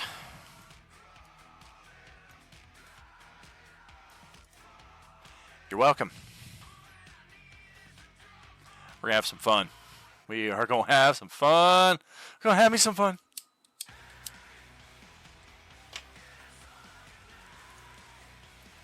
Look at that thick gloom over it. You can't even barely see Vegas underneath all that shit. Look, Vegas is right on a peninsula, too. It's going to be so much fun. That is for our Sunday tables coming up in 2025. To end off 2024, though, Sunday G2 made their way up to Turtle Cove based on the rumors that the survivors from the casino had likewise went to investigate this strange new settlement that was, they suspected, at Lake Mead, but again, consider that these are people living in 1970s Nevada, so the lake doesn't match the direction that they're used to seeing it as, so it's like Lake Mead ? Nevertheless, it's a city. Maybe there's supplies, maybe there's people, maybe there's possibility of hope. This is where our survivors have headed off to. and a little behind-the-scenes connection in that respect. Going back here to the mall at level 1. When Blake Barrington was asked about the scientist who created gas, his response was, I don't remember if they asked what his name was, but they said, "Would you know him if you saw him?" Because I remember listening to this replay a few weeks back, and he was like, "Well, yeah, I remember him. He's short, he's redheaded, and he's fat." And I know you can't tell much about Rusty's build from this picture right here, but this was definitely the inspiration that I was drawing upon when Blake was loosely describing the scientist, the gas man, from the survivors at the Laughlin Casino. And it's been Rusty who's been with our Monday night party pretty much this entire time. Just like with Sarah's character on Sunday morning table, how the object of her bounty has been hanging out with the Tuesday NPCs this whole time. It's just one more layer of how it's fun to connect all these tables in ways that I normally wouldn't have the opportunity to do. It's one thing to say, yeah, they've been hanging out with these NPCs, and everybody's like, yeah, big deal. When it's the NPCs that are the object of another table's protection, it kind of adds another level of gravitas, I think, in that respect. Cool stuff. That is one thing I enjoy about the Agent Orange campaigns compared to a lot of the other campaigns I run, is I tend to go heavy on the NPCs for Agent Orange, whereas a lot of other campaigns I might go heavy on monster creation, dungeon design, deviousness, things of that nature, villain presence. I don't really spend a lot of time on NPCs in our typical D&D settings. Even in Coalescence chapters 1 through 3, I might have had like one major NPC for each table throughout 30-something sessions that we ran for all those tables.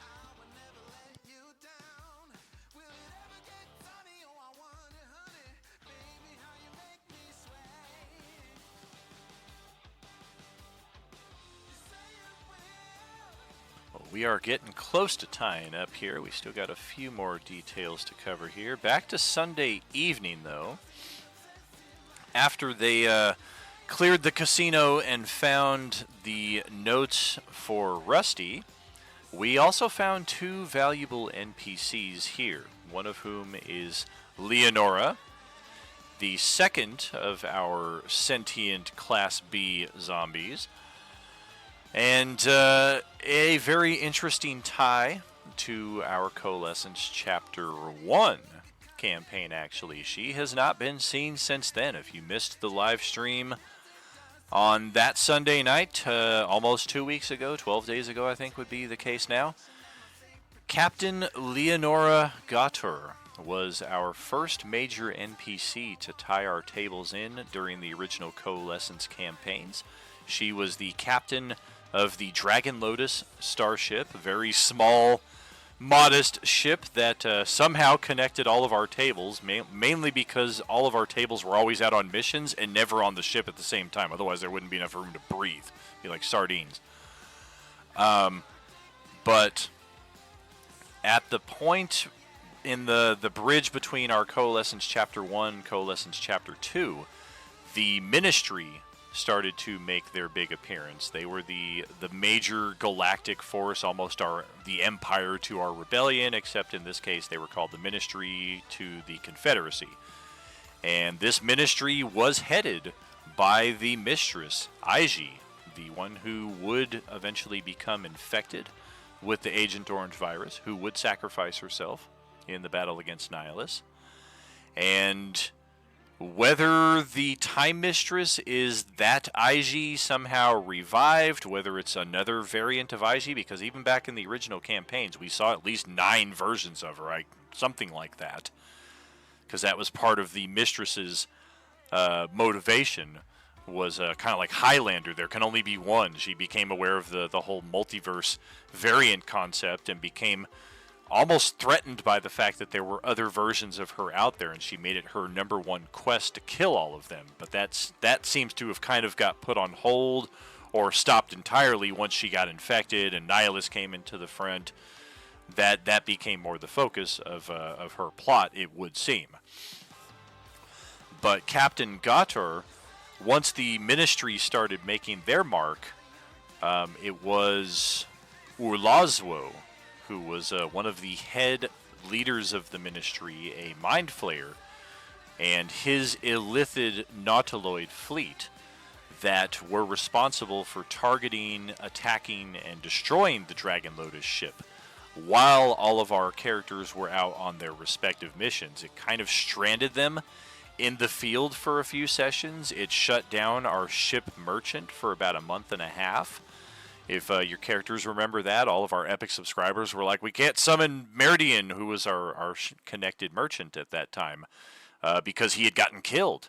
He was actually on the Dragon Lotus. He was in the escape pod, and the escape pod had smashed down in a very rough crash landing, and he was basically liquefied in the crash. So it took a number of plots back in that section of the Coalescence campaign just to get things back on track, to get Meridian resurrected. We had to call reinforcements from the core world area, which resulted in the Judicial Star Destroyer being sent as our replacement starship. I never really touched a lot upon it, too. I think I did some RP as Captain Piper a few times, and some of you may have caught this, but it was actually an administrative error that caused a Star Destroyer to be sent to your sector and not another small starship like the Dragon Lotus, because when reinforcements were called for, that's what should have came out here. But I decided to kind of just throw in a little administrative screw up there in the bureaucracy, and all of a sudden this Star Destroyer shows up, and it helped me portray Captain Piper in those early sessions, because it allowed your characters to kind of take a greater leadership role. He's the captain. He's the one that's supposed to be organizing everything. But he's here from like 8 parsecs away, has no idea what's going on. And then beyond that, has no idea even beyond, because there's so much stuff going on now with the Ministry, with Nihilus, things that haven't been reported in the core at all. So he is very much out of his element. So that was just a fun little addition that we threw in there as pertains to the Judicial and its presence. But Captain Gator, all of that really just to go back to her and say that when that Dragon Lotus ship was destroyed, all contact with her was lost.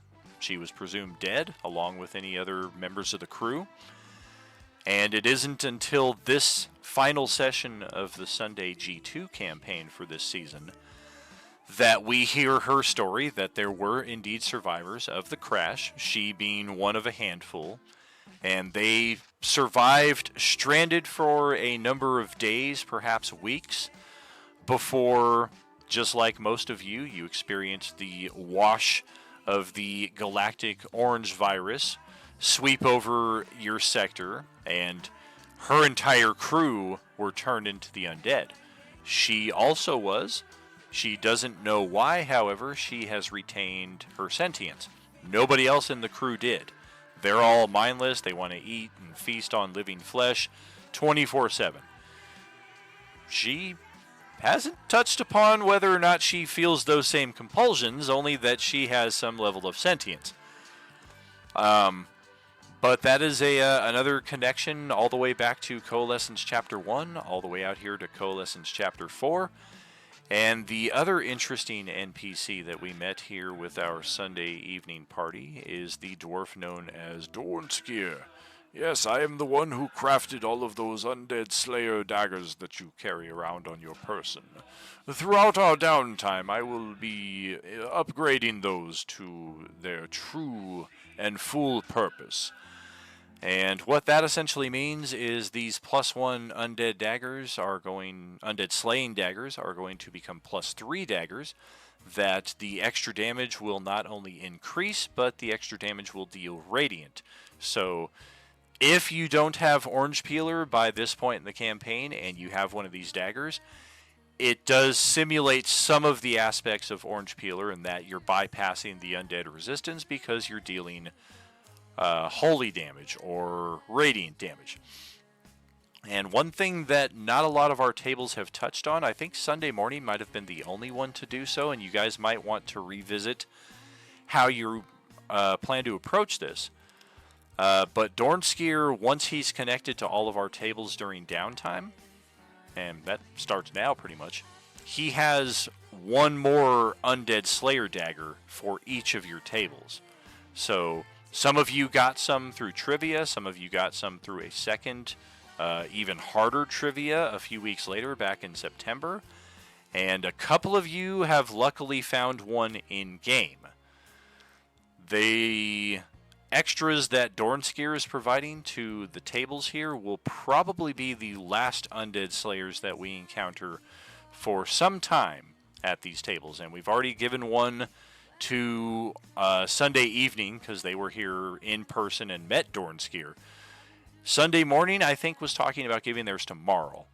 But he's already got some magic items that your party has already equipped him with. So you may wish to keep that in PC hands and not necessarily give it to Batman, but that's entirely your call.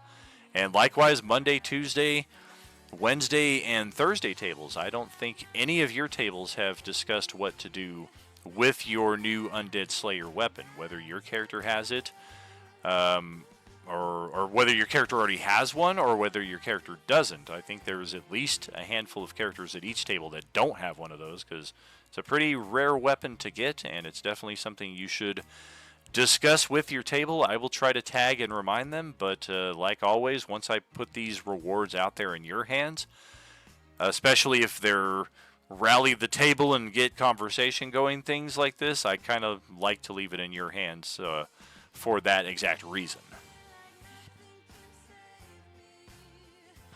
But yes, our Sunday night table would eventually make their way here to the mall for our final session this most recent Tuesday. We had some final cleanup work to do here with the rest of the goth zombies. We had some stuff to divvy out. The final parts of the combat were a torrent of activity as we had 4 Class C unique zombies. We got the Bozo the Clown variant, we got Jethro Zombie, we got Spirit Squad Zombie, and we got Nacho Libre right here. All 4 of them in a very short span of time. And when it comes to zombie opponents, definitely the hardest that we've faced so far with any table.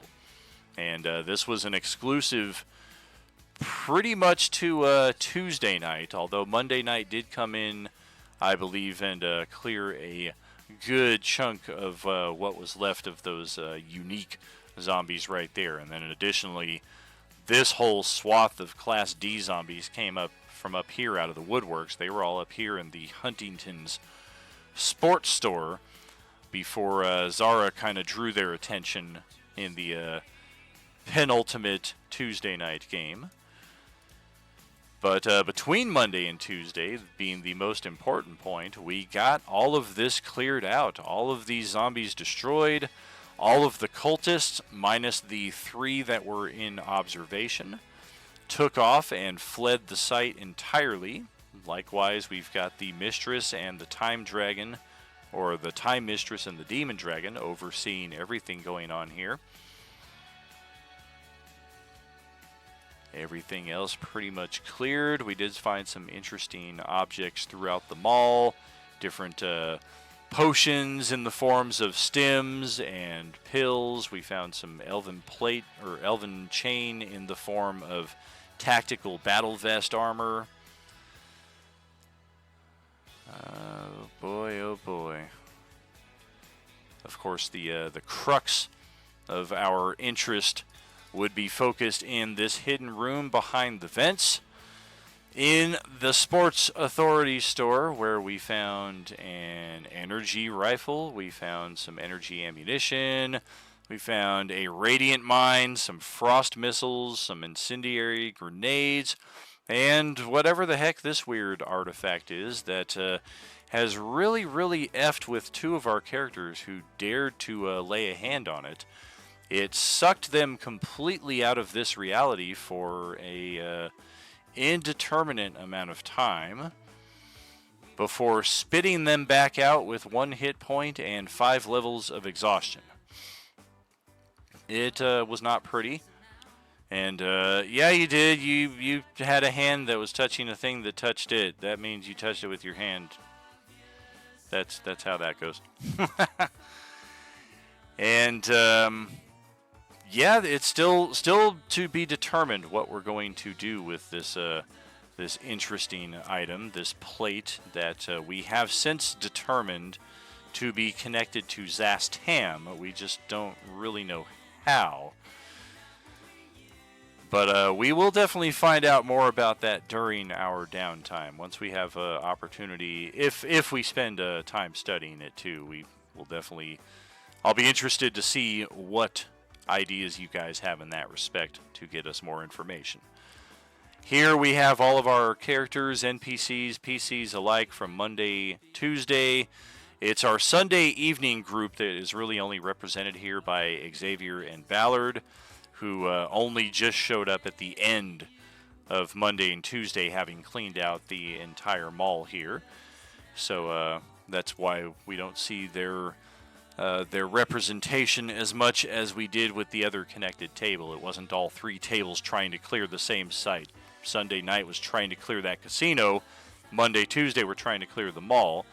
Now we're all here, so we'll see how this this team up plays out going forward. But searching through the rest of the mall, like I was saying, we did find some other objects of interest. I think those were mostly back on the first level. Mostly that freight elevator was the only thing that I was kind of like, oh, look over there. We had people literally leaning up against the side of this freight elevator for a good chunk of the combat for a couple weeks. Just nobody could get the doors unstuck, and within there were 4 pistols with 60 rounds of frost ammunition. I mean, not anything that was going to clinch and make this combat like, oh, we would have killed them 1,000 times faster with these. Just would have been cool things to have in your hand, and part of the reason why I like to throw random things like this in random places on the map, so to encourage that bit of exploration, even if it can sometimes bite you in the ass. That's the other side of the coin, because yeah, I'll stick a monster in there just as often as I'll stick an ammo cache just like this. But for those times when you do wander in and you're like, sweet, we got pistols, and then you pass them out through the middle of combat and everybody starts doing ice damage, I think that's pretty cool. Of course, we can save them for after the combat, and we can all find them now and have them prepared at any point for our next adventures going forward. Oh yeah, Woodorm is not a fan of the party split. That, I think, does tie us up nicely for our Monday, Tuesday, and Sunday evening. However, I don't know that we had a whole lot extra here to cover that I forgot. I'm sure there are things I did not touch upon at all. Mostly focused on the story developments more so than individual PC stuff. I do apologize, as that is a failing of mine in these respects. As I tend to just kind of narrate the overall broad strokes. Like even when I write these narrations out, that's something I've noticed for a number of years. Is I don't tend to mention characters by name, because then part of me is like, well, if I mention this character by name, I want to mention all characters by name, and then I'm going down that rabbit hole of trying to search like what are the most monumental things that these characters have done, so I make sure to touch upon them, and that of course expands the narrative exponentially by trying to incorporate each character's personal experiences. When I'm just the one watching your characters have these experiences, you're the ones actually playing from that perspective. So I'm kind of like, well, they can fill in any blanks in that respect from how their character felt, how their character perceived, what their character did, etc. and so on. Of course, some things that some characters do are inextricably linked to this is how the plot progressed from point A to point B. So you can't talk about the broad strokes without mentioning that character. All of that just to say, if you're disappointed that you're like, wow, I was hoping you'd talk more about my character tonight, I do apologize in that respect. I mean, it's we're 3 hours and 20 minutes in already, and this is just trying to hit the broadest strokes as possible again here. But wrapping up the Wednesday, Thursday, and Sunday morning side of our Coalescence. How much damage did I do? 100. Oh, that was another funny thing, too. I felt I need to do justice to this as well. This is going back to when Wednesday and Thursday first converged before Sunday morning.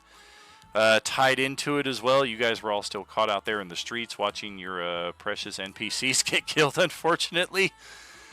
But while our party was all getting caught up in this battle here with the Daimyo, we had 2 player characters who decided that this must be where the action is happening, and they ended up in a little dojo here with some interesting weaponry scattered about and a staircase leading up to a very, very cool little trove of items here. We found some more samurai armor, some cool blades. We found some smoke bombs, some pouches of coin. They did not spend a lot of time looting this area. Had they done so, they might have gotten trapped in here when the Tarrasque made its eventual appearance. But I think each of them grabbed, like I think Katie grabbed the dagger. I think they each grabbed some smoke bombs and some coin and hightailed it out of here before reconvening with the party during the escape from the monstrous Tarrasque. I just found that a little funny side detour right there while everybody's fighting tooth and nail to death. They're just like, ooh, look, we found shinies. Level 2 of the Daimyo Castle here saw almost as much action as did level 1. We had party members from all 3 tables make their way up here at different points. We had most of them ascend from the obvious staircases, although we did have somebody discover the secret room right here. This is one part of the map that I'm still kind of sketchy on as far as like where things connect. And I could be wrong on this, but I eventually had to just make a decision. I'm like, well, these stairs go somewhere. And when I say these stairs, I'm talking about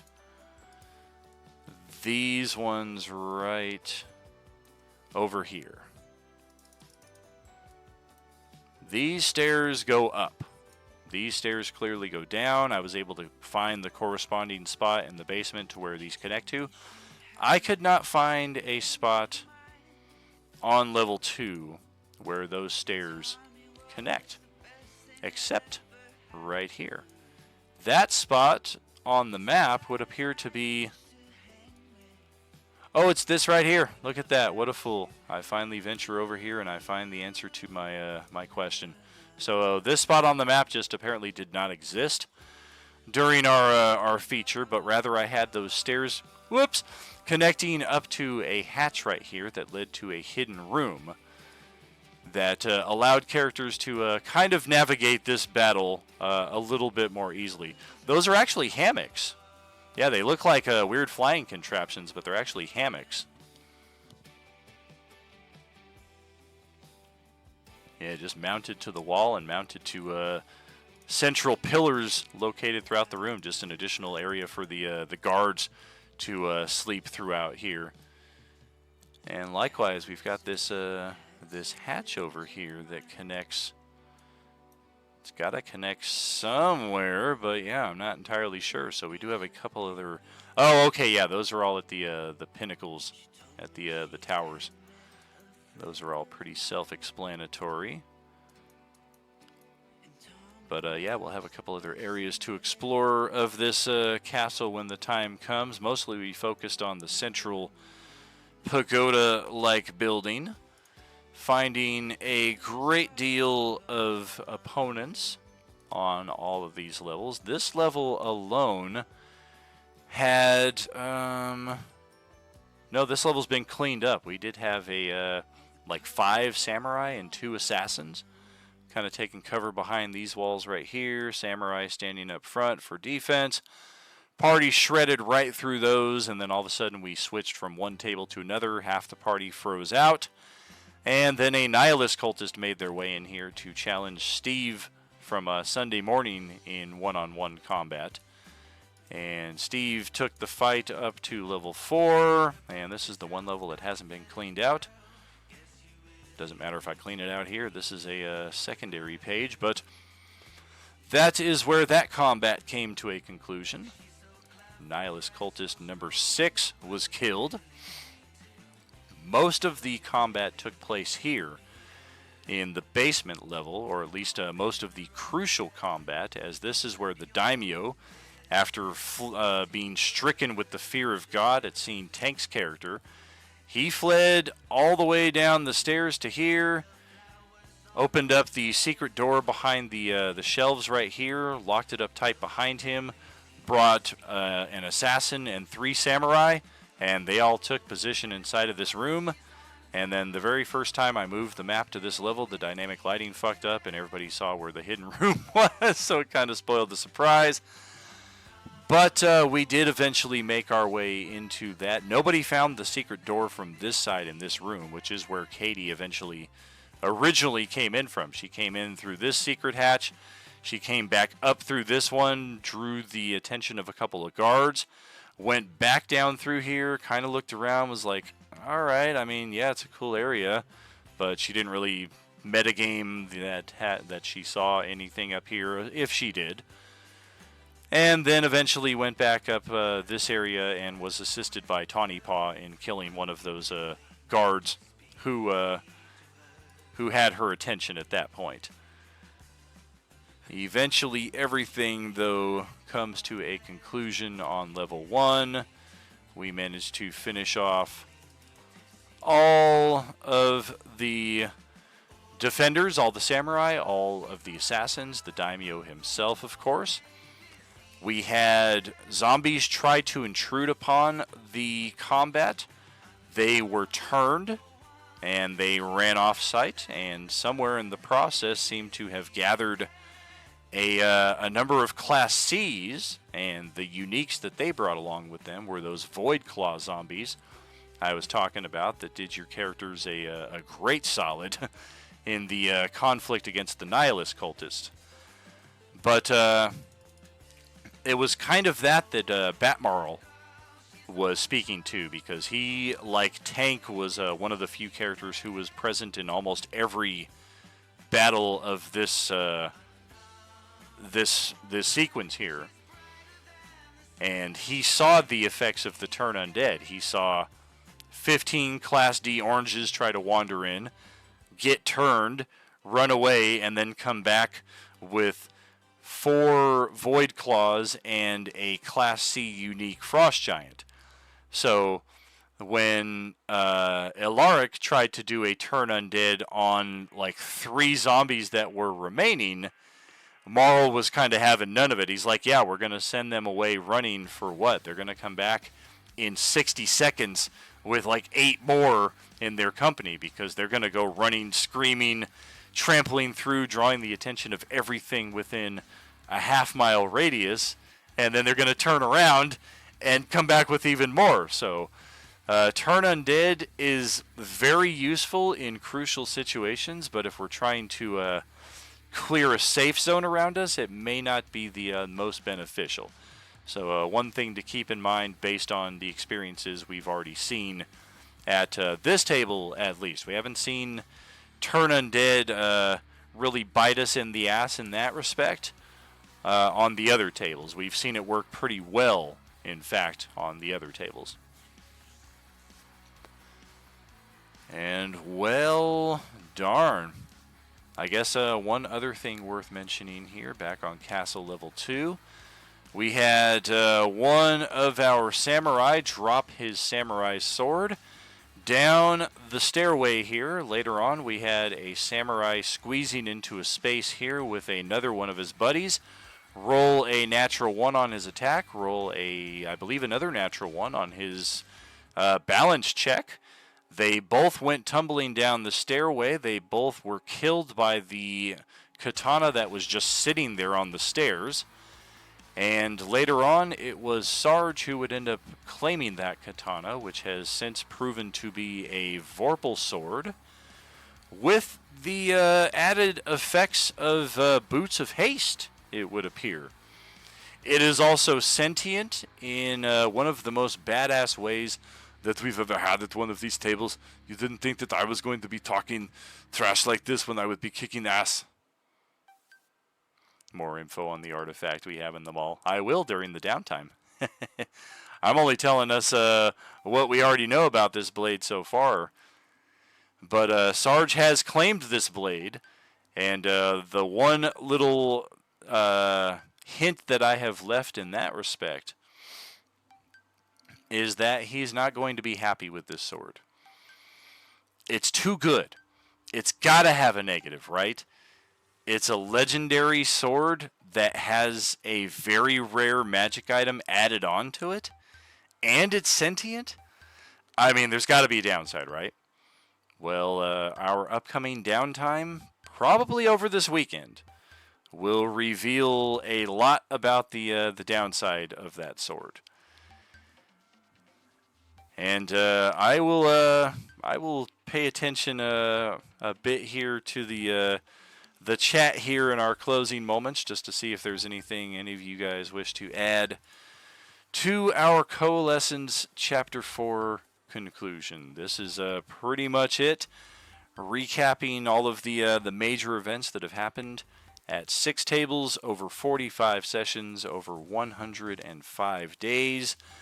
I am very much looking forward to a nice 5-week break here or so, which history's any indication, it's not going to be much of a break at all. I'm going to be doing a lot of prep work, a lot of organization. I definitely will need maps constructed for our Coalescence Chapter 5. J-Man is likewise going to be starting his campaign on the first week or second week of the new year. So be prepared for that one. We will have one more gaming stream every other week added to the schedule. Tuesday will always be a streaming day, essentially, just like Sunday is now. Will Monday ever find loot better than underwear? No. I just gave you guys a freaking Radiant Mine. Well, I guess you weren't there for it. Tuesday technically found the Radiant Mine. And I think it was J-Man who won the dice off as well, so he gets to decide what to do with it on the Tuesday table. But, yeah, I guess in that respect, no, you're not getting anything better than a Tangerine Speedo. Fresh drawers are important, fresh socks as well. Change your socks every time we stop. Well, that is it, friends. Thank you for the turnout tonight. Thank you for the engagement. Thank you again for the record-breaking hype train this week. It has truly been an incredible experience here at Role Playing Unlimited over the last few months. Turnout, support, ways that were undreamed of, really. I knew that we'd have... I knew that the adventure was going to continue. It was kind of up in the air as far as... how full our tables would be. That's something I didn't touch upon a lot either. Like, we did have a bit of turnover here, but considering how it compares to the turnover from the earlier Coalescence tables, like we've got our act down a lot better now. We've got our schedule down a lot more pat. We've kind of cycled through a lot of the people who were interested more in the one-shot gaming every now and then, and the people who are here are more interested in the long haul and the long story of gaming. I'm guessing so. You're here, so I'm guessing you're here because you like what we're doing. And if you didn't, you probably wouldn't be, because other people are running tables, and it's hard to find a steady table. I do think that is one of our greatest strengths here at Role Playing Unlimited, and one of the greatest benefits of the connected Coalescence tables is Our scheduling is not only solid because we've got solid tables with solid players, but in the events where we're missing 2, 3, even 4 players, we've got 2 other tables occasionally that are directly linked up to them to the point where we can kind of bring in some of those other players to fill in those empty seats and almost make it feel like you're not really missing a beat at all. Sometimes those links aren't going to be as easy to connect, especially once we get into Chapter 5. I am kind of lamenting that, in that we are going to be a bit more spread out than we've been during Chapter 4, so linking those characters will not be as easy. The Time Mistress's capacity to link you guys together will not be as prevalent. That's another spoiler, but you guys will see just how we get to that point over the course of our downtime. So I'm definitely going to be counting on our core tables and their attendance a bit more in 2025 than we have in 2024. But even then, in the worst case scenarios, we always have our extras players who can just create kind of guest star characters who sit in and join for a session and not necessarily play their standing character to guest star, if that makes sense. We are done though, friends. It's been a great 2024. I wouldn't have had it any other way with our campaigns here. I am truly grateful to each of you for everything that you do. I'm truly grateful for you being who you are. And as always, you know that this RU, there is no RU without you. We'll see you around soon, friends. Rest of the year, we'll have video game streams. My voice will be on rest for the next 5 weeks. You're not going to be hearing a whole lot from me, which some of you are probably like, thank God, does he ever shut the fuck up? Have a good one, all.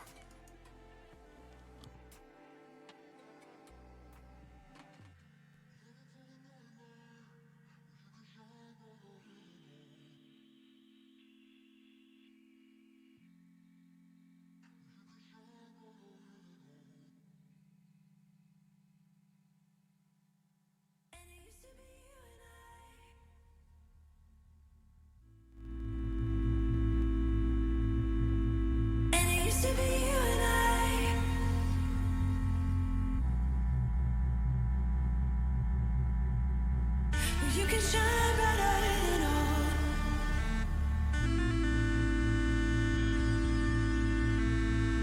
You can shine brighter than all.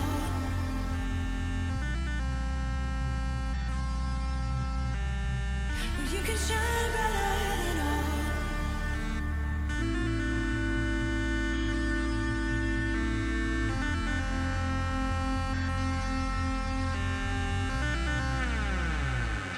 You can shine brighter than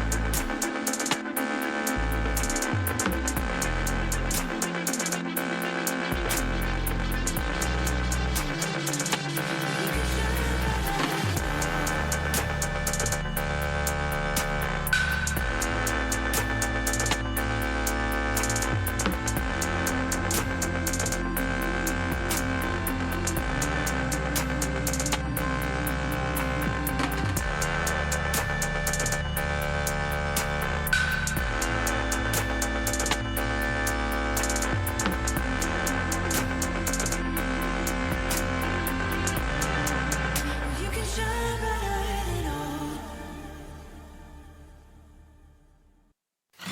I heard you say you found the story all tucked away in the back of the room. Been lost for years, far away from the glory, in the midst of our day-to-day routine, in the corner of our minds. We're not